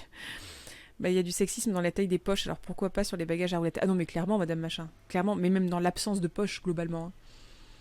Vrai féministe fait de la sorcellerie pour réduire les pénis. Yes. Je pense aussi, femme faible a besoin d'hommes ou roulettes. Peut-être. Je parie sur Christine Boutin. Hein, on parle de quoi? Désolé, je mise toujours sur Christine quand on me demande juste au cas. T'as raison, Ishnak. Après le dîner d'Adam Smith, paru en 2012 et traduit en français en 2019, l'essayiste suédoise Catherine Marsal vient de publier Mother of Invention, How Good Ideas Get Ignored in an Economy Built for Men, dans lequel elle explique comment certaines inventions ont tout simplement été mises au rebut parce qu'elles ne collaient pas avec notre monde trop souvent pensé par et pour les hommes. Oui, donc ça c'est toujours très très intéressant. Le truc sur les inventions et les femmes et le féminisme, notamment sur tout ce qui est la ceinture de sécurité, les airbags, etc. Toutes ces inventions qui ne sont faites quasiment que en pensant aux hommes, et on se dit oh ça va marcher pareil pour les femmes, alors que pas du tout. Inventons les poches à roulettes. Yes. Le site Jezebel s'attarde sur l'une des histoires racontées par l'autrice, celle de la valise à roulettes, officiellement lancée en 1972, mais qui aurait eu en fait pu l'être des décennies plus tôt. Marsal raconte en effet que dès les années 40, les voyageuses régulières avaient pris l'habitude de placer sous leur valise de petits gadgets permettant de faire rouler le bagage, un gage de rapidité et d'indépendance. Pardon. Seulement voilà, le monde des hommes avait visiblement décidé que ce gain de liberté n'augurait rien de bon. Catherine Marsal décrit par exemple le contenu d'une lettre envoyée par une femme britannique à son journal local en 67. Celle-ci raconte avoir été forcée par un chauffeur de bus à prendre un ticket supplémentaire pour sa valise à roulettes, au motif que tout objet sur roue devait être considéré comme une poussette. Mon Dieu. Ni pour hommes ni pour femmes, la valise à roulettes rendait les femmes trop libres et les hommes pas assez virils. Une fois démocratisée la commercialisation de ce genre d'articles, Catherine Marsal explique qu'il a fallu une quinzaine d'années avant que les hommes commencent à en acquérir, pour eux-mêmes comme pour leur épouse. Auparavant, ce genre de bagage était considéré comme insuffisamment masculin. Et puisque l'idée qu'une femme puisse voyager seule semblait totalement aberrante, il y avait donc toujours un petit mari pour porter la valise de sa femme. Yes, j'y étais presque. Dans ce cas, pourquoi s'embêter avec des roulettes? Le nombre de voyageuses indépendantes, auxquelles Lucie Azema consacre un livre à consacrer. Alors peut-être Lucie Azem a consacré un livre formidable, je ne sais pas. Ayant fini par augmenter, la valise à roulettes s'est finalement démocratisée dans les années 80, conclut Jezebel. Auparavant, des millions de voyageuses et de voyageurs auront eu le dos réduit en compote au nom des stéréotypes de genre. Les femmes aussi sont du voyage, de Lucie Azema. Ok. Écoutez, voilà, sachez que c'est vachement bien, visiblement. Les femmes aussi sont du voyage. Bon, bah écoutez, j'étais pas très loin. J'étais pas très loin sur le pourquoi est-ce que il y a une apparition tardive des bagages à roulettes. Vraiment, je ne suis pas très loin sur la devinette. Bon, écoutez, voilà, hein. Je pense que là, on est plutôt bien. Alors, je suis désolée, encore une fois, il y a mon enfant qui crie. Je ne sais pas pourquoi. Je suppose qu'il y a une bonne raison à cela. Est-ce que vous l'entendez? L'entendez-vous? Il doit être pas content d'un truc. Ou faire des valises à moteur qui consomment 15 litres au 100. Oui? Bah oui, ça c'est classe. Ça c'est classe. Oui, je suis désolée. Voilà, je suis désolée, vous entendez un peu l'autre petit être humain qui doit aller au lit, je pense. Et oui, parce qu'il est 9h, donc il va au lit et je pense qu'il n'est pas content d'aller au lit. Franchement, quand tu vois les familles qui partent en vacances avec une roulette par personne et chaque valise est plus grande que les gens, tu te dis roulette par roulette, faut porter ça à 4, alors l'homme fort, il peut aller se rhabiller. Ah non, mais complètement. Complètement. Écoutez, donc du coup, je vais en profiter d'ailleurs, tant qu'on est entre nous, avant qu'on parte ailleurs. Déjà, est-ce que vous avez envie de raider quelqu'un? Est-ce qu'il y a un raid qui vous fait envie là tout de suite? Dites le nom de la personne que vous voulez raider en commentaire dans le chat et on va voir vers qui on va cette fois-ci. Autre chose, j'ai une question à vous poser. Est-ce que pour vous, les rediff live directement sur la chaîne On se laisse la nuit, donc ma chaîne YouTube de base, ça vous semble bien? Ou est-ce que vous préférez, vous trouvez ça plus judicieux d'ouvrir une chaîne secondaire où on mettrait pêle-mêle toutes les rediffs de live. En sachant que là, sur la chaîne On se laisse la nuit, on est obligé un peu quand même que ce soit en rapport avec la chaîne. Et surtout, on est un peu obligé pas de les monter énormément, mais un tout petit peu. Donc voilà. Et sur une chaîne secondaire, on mettrait tout. Voilà, toutes les rediffs, je pense, au fur et à mesure. Mais ça fait 2 chaînes différentes. Voilà, c'est pas forcément évident pour tout le monde de se retrouver et de savoir où est la chaîne principale, où est la chaîne secondaire. Donc, je ne sais pas ce que vous préférez. N'hésitez pas à me dire. On va faire un sondage de toute façon. Cybertopia. Là, pour l'instant, ils sont en train de jouer à quelque chose, c'est ça. Cybertopia collectif. Est-ce que c'est Cybertopia collectif ou est-ce que c'est juste Cybertopia? Mais ça doit être Cybertopia. Oui, on va faire un sondage de toute façon sur Insta et sur Twitter pour savoir un petit peu ce que vous en pensez et ce que vous préférez. Mais voilà, c'est une question qu'on se pose en ce moment. Chaîne secondaire... moi, ça me dérange pas que ça reste pêle-mêle. J'ai une chaîne spéciale pour les replays, ça n'intéresse pas forcément la même population que tes vidéos normales. Chaîne secondaire. Bon, vous êtes plusieurs quand même à vouloir une chaîne secondaire. Écoutez, pourquoi pas pourquoi pas. Voilà, je pense qu'on peut, on peut tenter la chaîne secondaire. Ça peut être une possibilité. Moondark66, streameuse gameuse depuis 10 ans.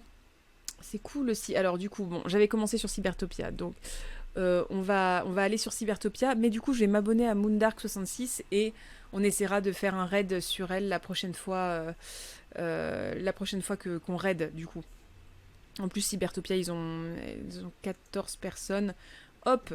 Donc, ah non, bah, en fait, non. Puisque on va raider absolument personne, puisque Twitch a dit non. Même quand je réessaie, non, ça ne veut pas. Même quand j'actualise la page, ça ne veut pas. Est-ce que tu veux bien? Est-ce que tu ne veux pas? Tu ne veux pas? Tu veux? Tu ne veux pas. On ne sait pas. Cybertopia. Non, ça ne veut pas. Bon bah écoutez, voilà, ça ne veut pas, donc je suis désolée. On ne peut raider personne. Mais l'esprit y était, donc du coup je garde de côté Cybertopia et Moondark66. Bref, du coup, je vous souhaite une très bonne soirée. N'hésitez pas à rejoindre le Discord si vous voulez parler un peu plus ensemble. C'est un super endroit pour se regrouper, pour parler, pour que vous continuiez à échanger entre vous. Et en plus, j'ai l'impression que l'ambiance y est saine et joyeuse et ça, c'est super bien. Donc n'hésitez pas à venir sur le Discord pour parler avec cette petite communauté que vous êtes.